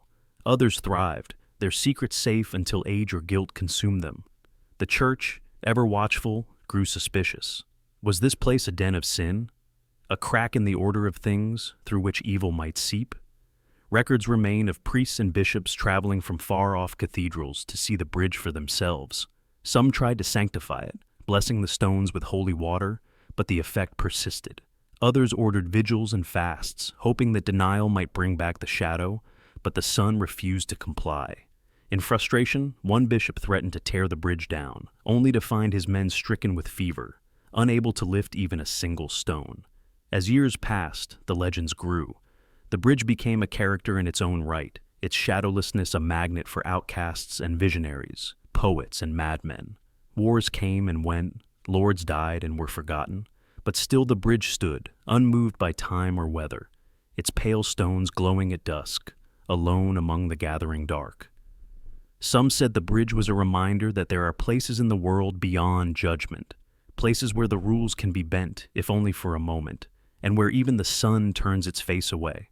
Others saw it as a warning, a place where vows could be made without consequence, but where those same oaths might one day return to haunt their makers. For what is an oath, after all, if no shadow falls? What becomes of honor, or guilt, or love, when there is no evidence left behind? Centuries later, as the world changed and belief faded, the Pont Saint-Ombre remained, a relic from a more mysterious age, when even stone and light might conspire to shape the fate of kings and peasants alike. Today, few remember its story. The road is overgrown, the river has shifted, and the bridge is little more than a ruin. But sometimes, on quiet evenings when the sun dips low and the air is thick with memory, a curious traveler may stand where lords and lovers once stood, and notice, just for a moment, that their own shadow stops short of the ancient stones, as if the past is still waiting for its last secret to be kept. And in that silence, where the river murmurs and the light bends around what should not be, the promise of the Shadowless bridge endures, that for those bold enough to cross, there will always be a place where the sun cannot judge, and where fate, silent, watching, still listens in the dark. The tree that devoured light. Deep in the tangled heart of Poland's ancient woodlands, where sunlight stirs the mist each morning, and the birch trees whisper secrets to the wind, there once stood a tree unlike any other. For centuries, villagers of the Kziezisi Valley spoke of it with uneasy reverence, calling it the Pozerach Swiatla, the devourer of light. It was not the tallest tree, nor the oldest by rings, but for as long as anyone could remember, the ground around its twisted roots was always cold, always dim, even on the brightest summer day. The earliest records, found in the church ledgers of 1427, mention a strange circle of perpetual twilight near the river's edge, a patch where no wildflowers grew and the grass was always damp. Village children dared each other to run through it at midday, swearing afterward that the world inside the circle felt like dusk, the air heavier, sounds strangely muffled. If a rabbit or deer strayed too close, they moved with nervous caution, as if entering forbidden territory. No birds perched on its branches, not even crows. The animals, it seemed, recognized what the villagers would only begin to suspect. At the center of this circle was the tree itself, a sprawling, knotted behemoth with bark blacker than any other in the forest, leaves that shimmered with an oily sheen even when the wind was still. Local legend said it had been planted by a hermit who vanished one winter, or perhaps it had sprouted after a great lightning storm, a scar left by nature's wrath. Whatever its origins, it seemed to feed on more than rain and soil. Travelers passing through the woods sometimes lost their way when nearing the tree. Sunbeams vanished within 10 feet of its trunk, as if the very light were being swallowed by some unseen hunger. Lanterns flickered and dulled. One woodsman, returning late from gathering firewood, described standing near the tree and watching his own hand fade into the gloom just inches from his eyes. "It was like stepping inside a dream that doesn't want you to wake," he whispered to the priest, shivering. "Like the world forgot itself for a moment." Fear and superstition grew as the decades passed. The villagers left offerings at the edge of the lightless circle, bundles of wheat, painted eggs, carved wooden charms, hoping to keep whatever power slept within from spreading. But they never touched the tree itself, and no woodcutter dared swing an axe at its trunk. The elders warned that disturbing the Courtyard's Swiatla would bring misfortune, for nature's laws, once broken, had a way of restoring themselves with brutal efficiency. But not all were so cautious. In the early spring of 1532, after a bitter winter and a series of livestock deaths, the new village headman, young, ambitious, skeptical, decided the tree was a blight, an old wives' tale holding the people hostage. He rallied a group of men to chop it down, promising them coin, strong drink, and the admiration of the entire valley. On the chosen morning, with the villagers watching from a safe distance, they marched into the gloom with axes and saws. As the first blade bit into the black bark, the air grew colder still, and the shadows seemed to pulse outward. Birds rose in a frantic flock from the treetops all around, screaming as they fled the forest. The work was hard, harder than it should have been. The wood splintered strangely, soaking up the sunlight as the men sweated and swore. Hours passed before the mighty trunk finally cracked, groaning with a sound that echoed down the river. When the last blow fell, the tree toppled, and for a moment sunlight flooded the circle. The crowd cheered, but the old women turned away, crossing themselves in silent dread. That night, a great storm gathered over Cassie's icy valley. The river, swollen from rain and melted snow, burst its banks. Water rushed through the village streets, sweeping away carts, uprooting fences, and leaving the low fields under a lake of muddy floodwater. By morning, the damage was clear. Homes destroyed, livestock drowned, grain stores ruined. It was the worst disaster in living memory. The villagers, desperate for meaning in the face of tragedy, remembered the warning of their ancestors. Never disturb the Courtyard's Swiatla. Some whispered that the tree had been holding back something worse than darkness, and by felling it, they had unbalanced the fragile peace of the valley. The headman, once so proud, was blamed for tempting fate. He lived out his days alone, shunned by those he had tried to lead. In the years that followed, the circle where the tree once stood never grew grass again. Sunlight returned, but the air there always felt a little colder, the shadows just a little longer. Children avoided it, and parents told the story on winter nights. A warning dressed as a fable, a mystery that lingered in the roots of the land. Even now, centuries later, if you find yourself wandering those ancient Polish woods, you may stumble across a patch of ground where the forest seems to hold its breath. You'll feel the weight of eyes watching, the hush of a world that remembers loss. And in the silence, you might understand what the villagers learned too late, that some mysteries are woven deep into the earth, feeding quietly on the things we take for granted: sunlight, safety, the rhythm of ordinary days. And when we forget to respect them, nature remembers, and balance always finds a way to return. The window that reflected moonlight, knit backwards. There are places in Europe where history is not only written in stone and parchment, but lingers as an unsettling question, a puzzle for the living left by the dead. Among such riddles, few have haunted historians, astronomers, and castle guides alike as much as the story of the window that reflected moonlight backwards. It is not just a tale of glass and shadow, but of memory, time, and the things we dare not name when daylight fails. Our story begins in the highlands of Central Europe, where winters are long and the forests press close against crumbling manor walls. Here stands the ruin of Kamenfeld Castle, a fortress of thick stone set high above the mist-filled river, once the home of minor nobles, soldiers, and generations of servants who lived in its drafty embrace. And the castle is now mostly rubble, its towers broken, its gates rusted. But one chamber endures, the Lady's Solar, with its narrow, arched window facing east. It was in this room, according to a record from 1341, a single sheet still preserved in a cathedral archive, that something impossible was seen. The chronicler, Brother Anselm, described a cold March night when a group of travelers, snowbound by an early storm, took shelter at Kamenfeld. As dusk deepened and the fire was lit, a servant drew attention to the window. On its clouded glass shimmered the unmistakable silver-white orb of the full moon. Yet outside, the sky was a deep indigo, with no sign of the moon above the dark pines. The window showed a moon that had not yet risen. As the guests stared, the reflection on the glass seemed to shift, the pale sphere drifting across the pane as if guided by hands unseen. No candle, no trick of lamplight, no smudge of frost could explain it. Some whispered that it was a sign, an omen, a warning from beyond. Others crossed themselves, muttering prayers to drive away spirits. But the window's surface, cool and smooth, showed only that mysterious moon glowing in defiance of the world outside.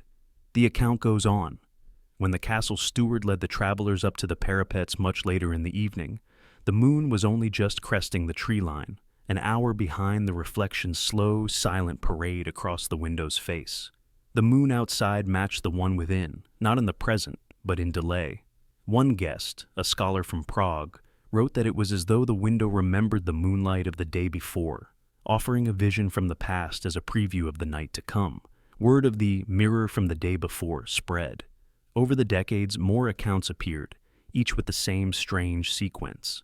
The window would glow with moonlight before the moon was visible, as if trapped in a time loop only it could sense. No matter the phase, no matter the weather, the window would always reveal the coming moon, sometimes even during storms that blotted out the sky for days.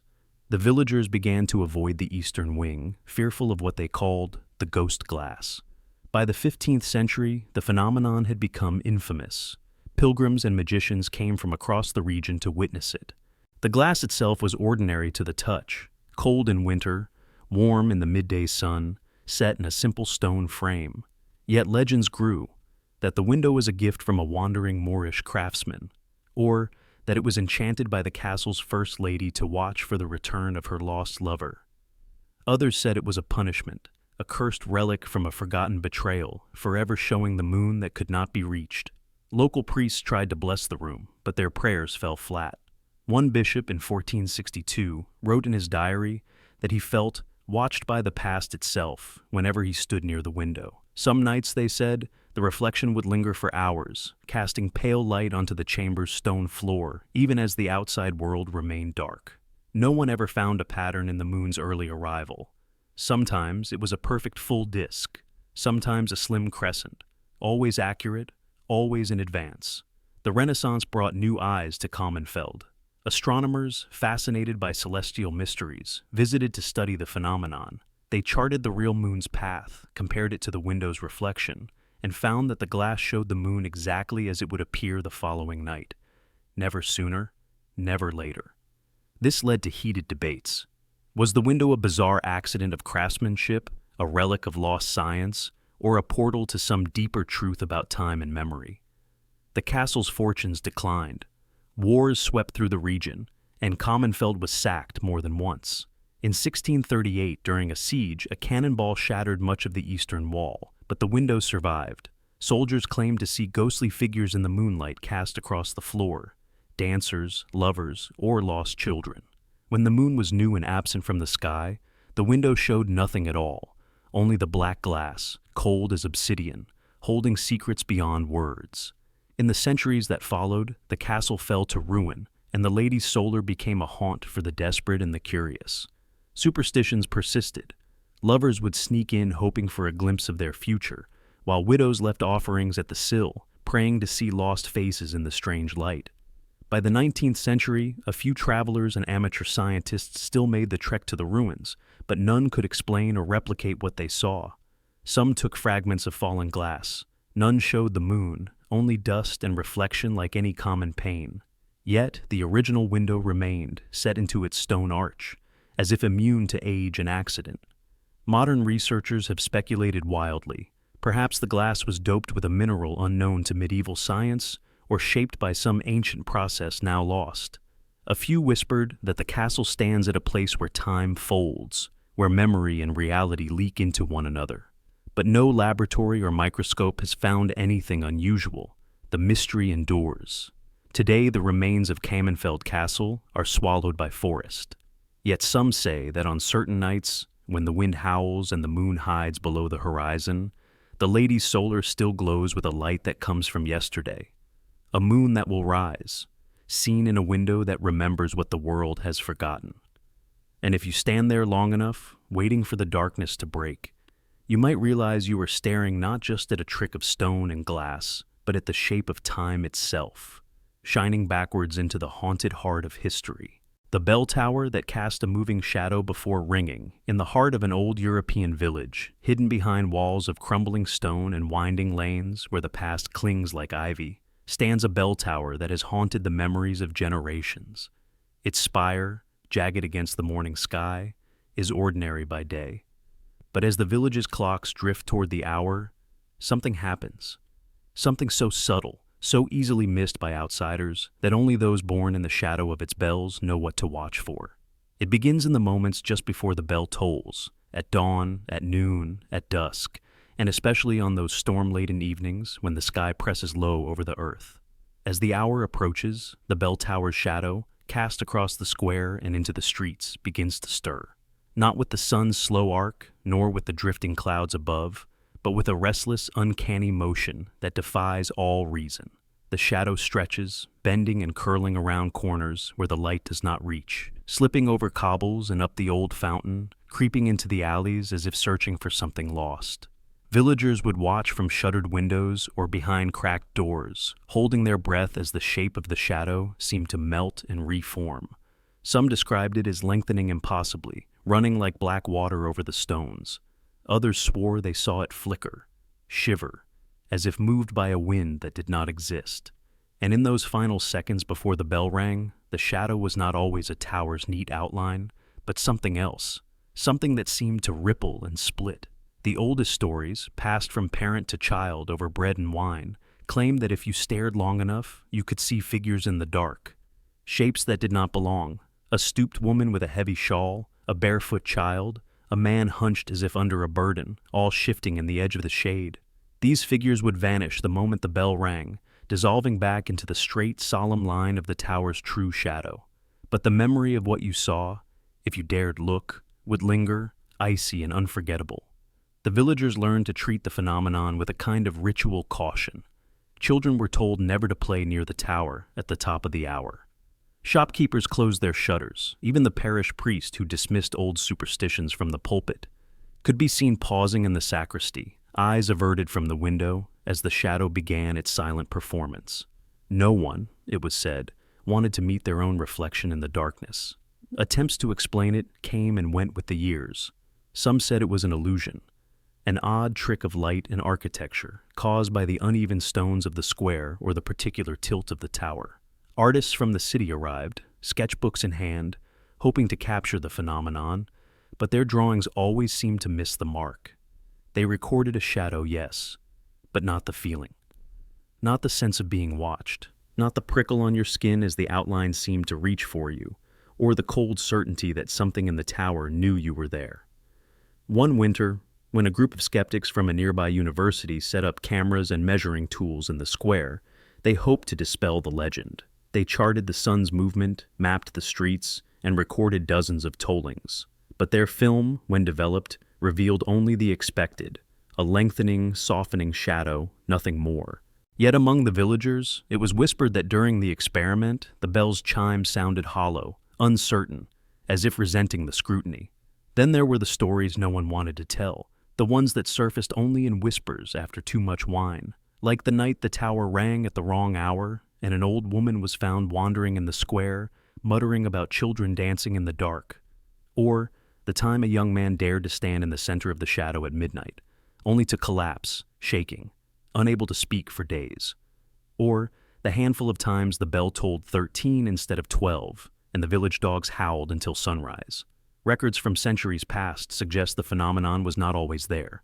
In the archives, a weathered ledger notes, "In the year of famine, the shadow took form."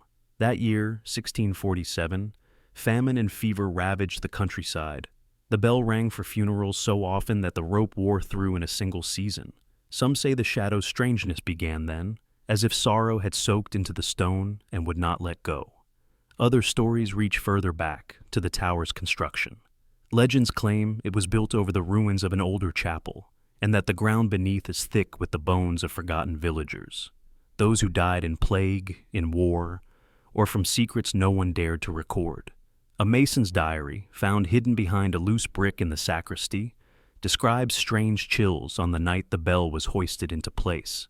He wrote of dreams in which shadows climbed the tower and whispered in voices he almost recognized. But despite centuries of fear and speculation, the bell still rings.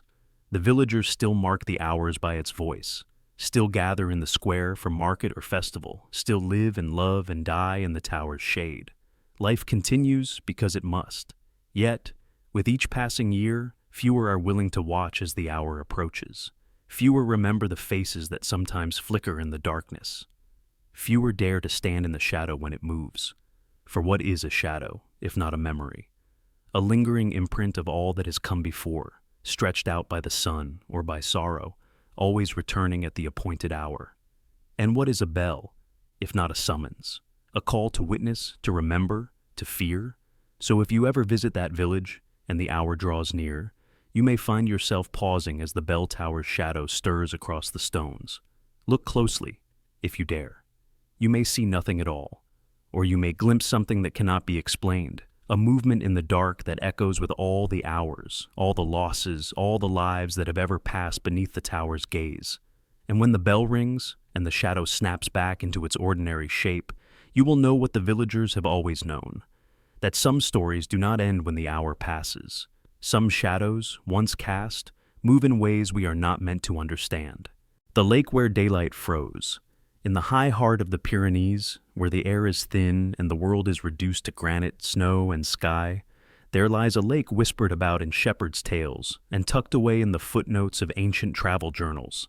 Even now, when satellites sweep overhead and every stone seems mapped, the lake's true name is lost, blurred in old records, sometimes called Lac Gale, sometimes the Mirror of Time.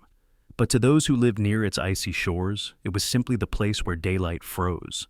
Reaching it was a test of endurance. The climb was steep, tangled with boulders and half-buried trails that only the hardiest locals could recall. The valley itself seemed carved by forgotten glaciers, its silence broken only by the distant clang of goat bells or the rumble of thunder rolling down from summits scarred by centuries of wind. Here, the lake appeared as a sudden wound in the landscape, a perfect oval, blue as a blade, so cold even the bravest swimmers never dared its waters. But the cold was not the secret that drew the curious, the fearful, and the desperate to its edge. It was the light, a strange and impossible trick that confounded even the most rational minds. On clear days, as the sun burned through the morning mists and climbed high above the peaks, the lake became a mirror so sharp it hurt to look at. Clouds might gather, and the world above would shift and darken, but on the surface of the lake, the daylight would remain. Frozen, held in place, reflections preserved as if time itself had caught its breath. Locals swore it was true. Shepherds, pausing with their flocks at dusk, would point out how the sunlight lingered on the water long after the valley was cloaked in shadow. A child could wave at his own image and, minutes later, see the echo still waving back. A woman watching a hawk glide overhead would notice, with growing unease, that the bird's shadow danced on the surface long after the real bird had vanished. Sometimes the reflections would shiver, as if disturbed by a hidden current, before finally fading as the lake accepted the new reality above. Word spread in the way that legends do, first whispered from mouth to ear, then scrawled in the margins of monastic chronicles, and finally, centuries later, puzzling the minds of traveling scientists. In the age before explanations, people invented their own. Some said the lake was enchanted, a place where an old god or mountain spirit had paused to rest, freezing time itself in its waters. Others thought it a gateway, a portal through which the dead could watch the living, or the living could catch a glimpse of their own future. Few dared to linger after sunset. But not all visitors came for legend. Some came to test fate.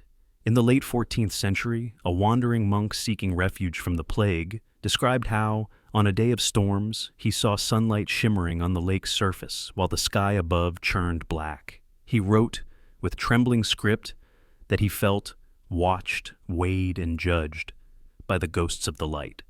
He fled before dark, leaving behind a battered satchel filled with sketches of impossible reflections. In the centuries that followed, the lake became a site of secret pilgrimage. Smugglers and exiles came to swear oaths on its banks, believing that as long as the light lingered, so too would their promises.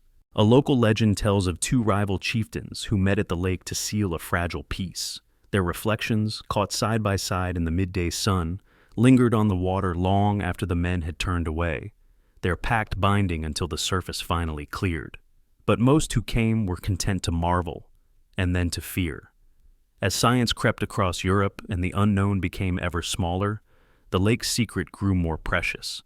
Natural philosophers hiked for days with their mirrors and glass tubes, convinced they would uncover the trick, some quirk of temperature, some rare mineral hidden beneath the waters.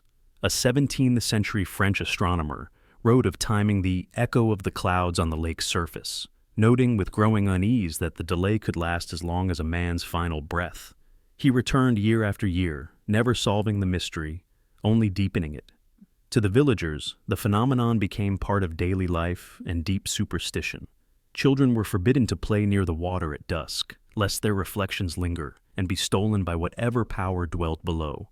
Old women warned that on certain nights, the light trapped in the lake could show visions, faces of the lost, omens of coming storms, even glimpses of future sorrow. A fisherman who lost his wife claimed he saw her reflection seated on the rocks at sunset, long after her body had been buried. For days he refused to fish, afraid the lake had snared her soul. Yet, for all its reputation, the lake was not a place of evil. If anything, it was a place of pause, a rare wound in the world where time slowed, where the rush of life and light could be held and studied and, perhaps, mourned. In the long winters, when the mountains locked the valley in silence, the villagers would gather around their fires and tell stories about the day the light froze and the world forgot how to move forward. They would speak of ancestors and rivals and lost lovers, each story mirrored in the glassy depths of memory, unable to fade until the lake was ready to let go.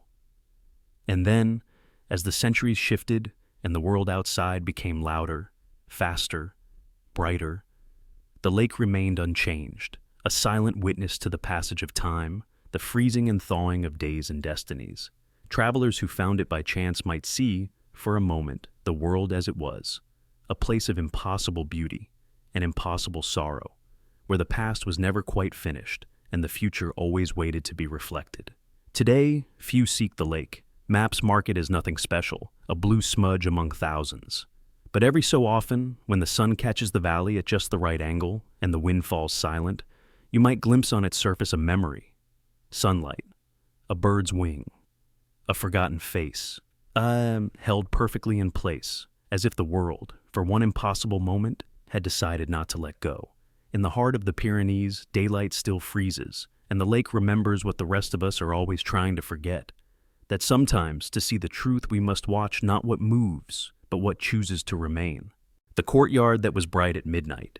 Castles rise out of Europe's landscape like stones in a river, their walls holding centuries of secrets in their silent courtyards and shadowed halls. But there is one fortress, perched high above the confluence of two rivers, that kept a secret so strange it survived the rise and fall of dynasties, the tale of the courtyard that shone at midnight.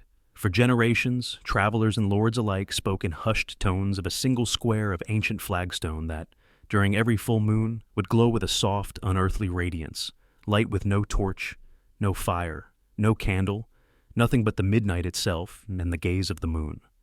The first record of this phenomenon comes from a battered ledger, kept by a steward of the castle in the year 1374. "It is as if the ground remembers the day while the world has forgotten," he wrote, describing how, as the clock struck 12, the stones of the courtyard seemed to shimmer, casting shadows as if it were dawn rather than the darkest hour. Guards, accustomed to fear only living intruders, found themselves refusing midnight watch, claiming that the very air in the courtyard tingled on their skin, and that footsteps sounded strangely doubled, as though invisible company was passing by. As the years passed, the stories grew. It was not just a glow, but a presence. Kitchen maids claimed to see figures dancing in the light, spinning in silent circles across the flagstones. Old soldiers spoke of feeling watched, their thoughts turning unbidden to those who had died defending the castle in ages past.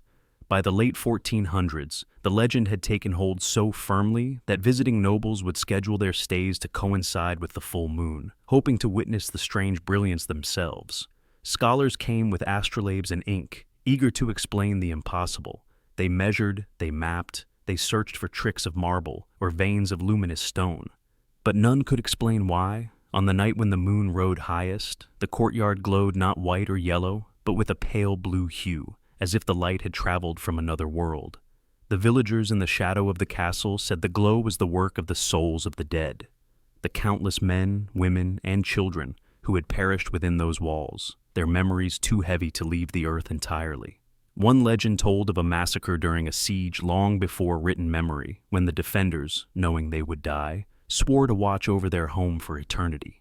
It was said that their souls, unable to depart, gathered each full moon in the courtyard, drawn together by the moonlight, and that their reunion created a radiance the living could not look upon without feeling both awe and sorrow. Sometimes, it was claimed, the air grew scented with old incense or with bitter herbs burned during ancient funerals. No one ever reported evil from the glow, only a sense of melancholy, reverence, or longing. Yet no animal would enter the courtyard during those nights. Dogs whined and pulled at their chains, cats hid in the cellars, and even the crows that circled the turrets at dusk avoided the stones until morning.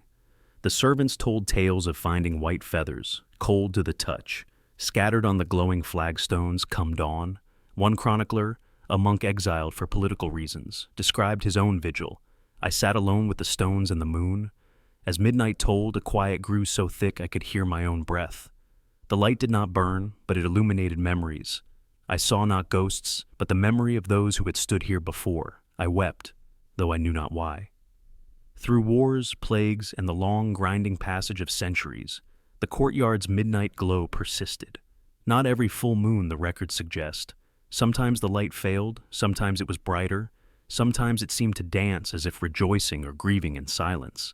The superstition shifted with time.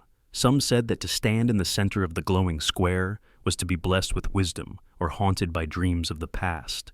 Others warned it would shorten your life, for the dead grew jealous of the living. In the Age of Enlightenment, when science reigned and superstition was mocked, visitors still came. Some chalked it up to underground minerals or the reflection of light through the castle's wells. But always, when midnight came and the moon stood clear, the courtyard shone with a light that did not belong to this world. Today the castle is a ruin, its stones covered in moss and history. Yet, on certain nights, when the full moon rides high and the wind stirs old leaves through the empty arches, some say the courtyard glows again, just for a moment. If you find yourself wandering ancient walls by moonlight, pause at the center of the courtyard. Feel the air thicken, let the pale light touch your skin, and remember, history is never truly silent. Sometimes, it shines back at us from the darkness, beckoning, reminding, and illuminating the invisible ties between the living and the dead. The forest where shadows followed the wrong person. There are places in the old heart of Europe where reality feels thin, and the ordinary rules of the world can unravel with disturbing ease. The Black Forest of Germany, a tangled sea of pine and moss, is one such place, a realm shaped by centuries of superstition, ancient trails, and stories that slip between truth and nightmare. Among the strangest and most unsettling legends to survive from this dark woodland is that of the forest where shadows went astray. A place where, on certain nights, a traveler's shadow might break free and follow another soul for miles, as if seeking to rewrite fate. Our story begins in the late Middle Ages, when pilgrimage was both a religious duty and a test of human endurance. Each year, thousands trekked across the spine of Europe to venerate relics, seek penance, or pray for miracles. Many routes passed through the southern German forests, where tangled trails meandered between ruined abbeys, forgotten shrines, and ancient standing stones. Locals believed that the woods were alive with restless spirits, and even the most devout traveler made offerings of bread or coin at crossroads, hoping to appease the unseen. It was among these ancient pines, on a route known as the Dunkeld Pfad, the Dark Path, that the legend of the wandering shadows first emerged. The earliest surviving account appears in the diary of Ulrich von Wurzbach, a merchant turned reluctant pilgrim in 1432. He wrote, "The sun fell behind the trees and the world grew strange. I saw a pilgrim ahead whose shadow stretched across the path, not behind him, but to the left, moving with another man's step. I called out, and he turned, but the shadow did not belong to him. He wept, for he knew what this meant. Misfortune would follow the one who was shadowless, and the one with two would lose his way. From then on, the forest became notorious. Pilgrims traveling in groups began to notice odd patterns after sundown. A woman named Gertrude told of watching her own shadow peel away and settle beneath the feet of her husband. For hours he moved with two shadows, she with none, until the morning sun scattered them both and the balance returned. Others described seeing their shadows stretching across the clearing to follow strangers, or twisting themselves into shapes that no living body could match. Some likened it to a strange wind, an unseen force that tugged at the very edges of their souls.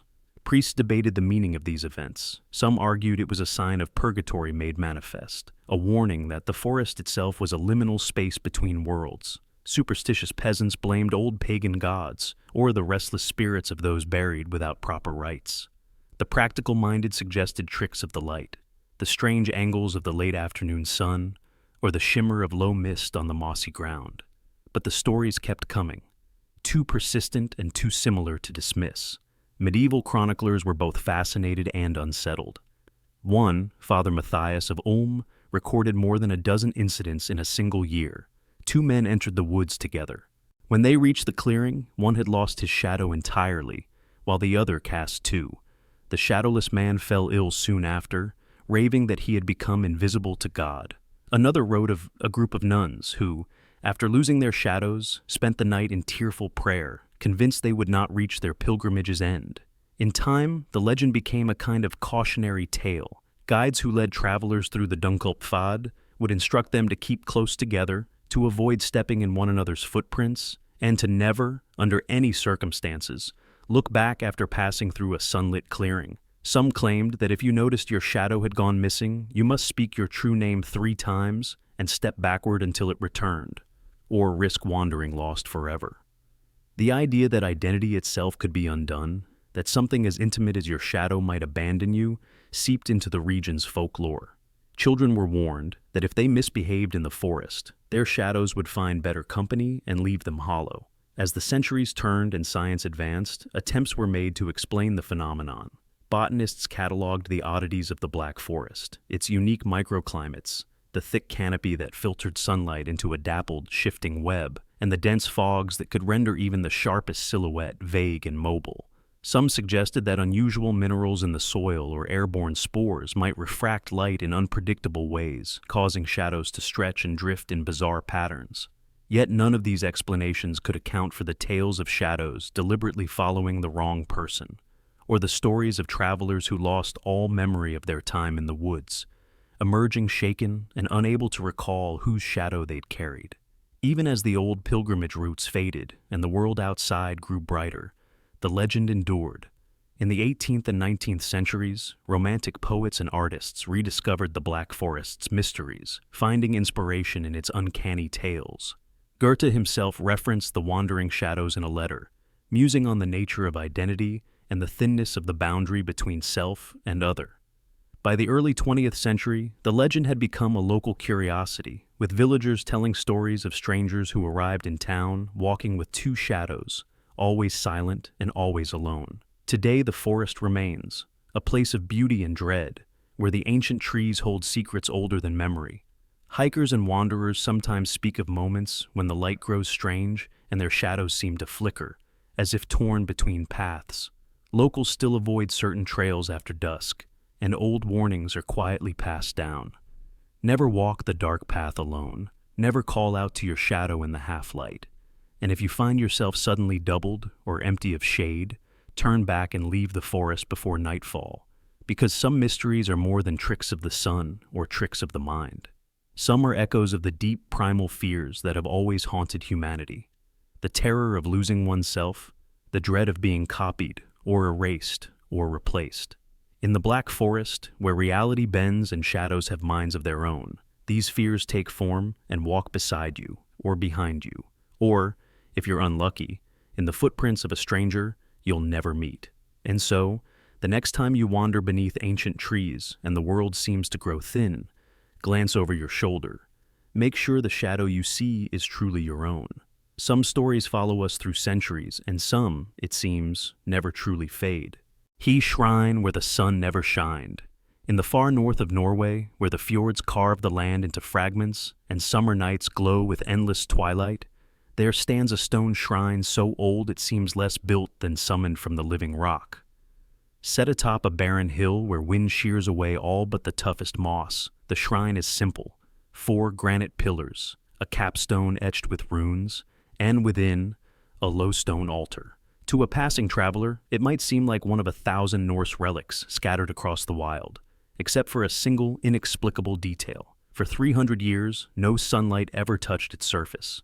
This is not the story of a shadowed valley or a sunless cave. The shrine stands in open air, on high ground, visible for miles in every direction. Around it, the tundra is bathed in endless sun each summer, nearby stones warm beneath the light.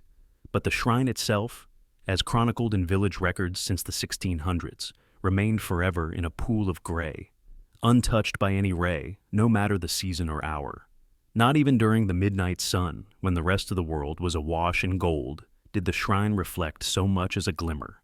The earliest written record comes from a parish priest, Anders Halvardsson, who arrived in 1692 to oversee the remote community. In his journals, he describes the awe and fear with which villagers regarded the shrine. It was believed to house the last breath of Saint Eric, a hermit whose death centuries before had marked the end of the village's pagan past and the rise of Christianity. According to local legend, Eric's final exhale, caught in a stone flask and sealed beneath the altar, was so holy, so suffused with grace, that nature itself recoiled from disturbing its rest.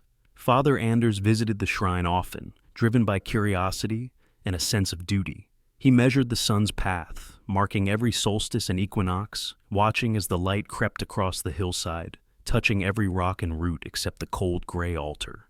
Even on cloudless days, shadows from the pillars stretched away, but the shrine's surfaces remained unchanged, cool, colorless, as if existing in a world apart.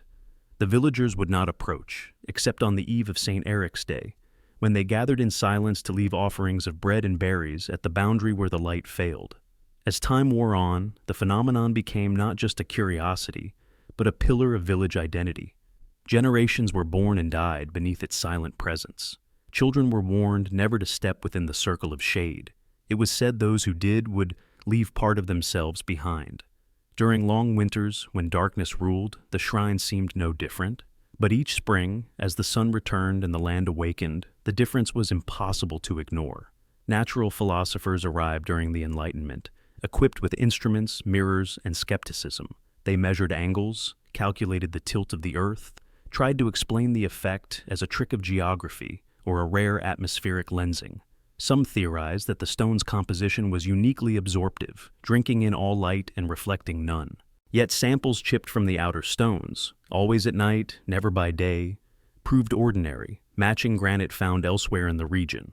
One professor, Johan Nygaard, spent an entire summer in 1798 observing the shrine. He tracked the sun's arc and mapped the patterns of shadow. His logbooks describe the way sunlight seemed to bend around the structure, as if unwilling or unable to cross its boundary. At noon, when he should have cast no shadow, he found himself outlined sharply on the grass, but the shrine remained invisible, absorbed in a perpetual twilight. Nygaard left Norway without an answer, his final notes tinged with awe and humility. It is a place where light surrenders, and reason does not follow. Through the centuries, the shrine endured. It survived storms that toppled nearby trees, lightning that scorched the capstone but never left a mark.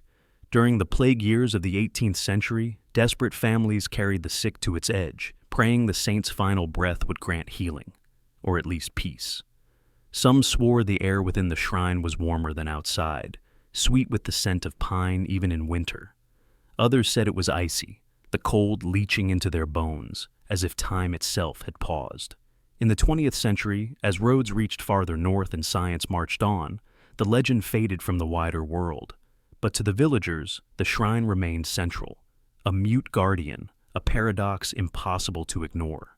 Local children still dared each other to cross the line where light failed, though none lingered long.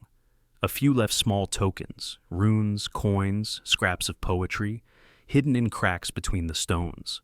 All agreed that birds never perched upon the capstone, nor did insects crawl across the altar. In midsummer, when the world was ablaze with sun, the shrine remained a cool, gray enigma, resisting all explanation. Modern researchers have come and gone. Satellite imagery, spectral analysis, and even thermal cameras have been deployed. But the results remain baffling. The shrine registers as a void. No heat, no reflection, nothing but blankness on every sensor. Some theorize that the stone was blessed or cursed, or that some unknown property of the earth below warps the laws of light and shadow. Others, less scientific, whisper that the last breath of St. Eric lingers still, holding the sun at bay as it guards a secret too sacred for daylight. As the world outside rushes forward, the shrine stands unchanged. Wind howls across the barren hill, snow piles deep against the pillars, and still no sunbeam dares touch its face. On St. Eric's Day, as the villagers gather and the sky glows with northern fire, the old stories rise again, of miracles, of loss, of a light that both gives life and sometimes refuses it. In a world where every mystery seems destined for explanation, the shrine where the sun never shined remains a rare defiance, a reminder that some secrets are kept not by men, but by the earth and sky themselves. And if you ever travel to that wind-bitten hilltop, you'll see it as it's always been, gray, silent, and apart, a place where the world's oldest stories live on in perpetual twilight, untouched by the sun and guarded by the last breath of a saint.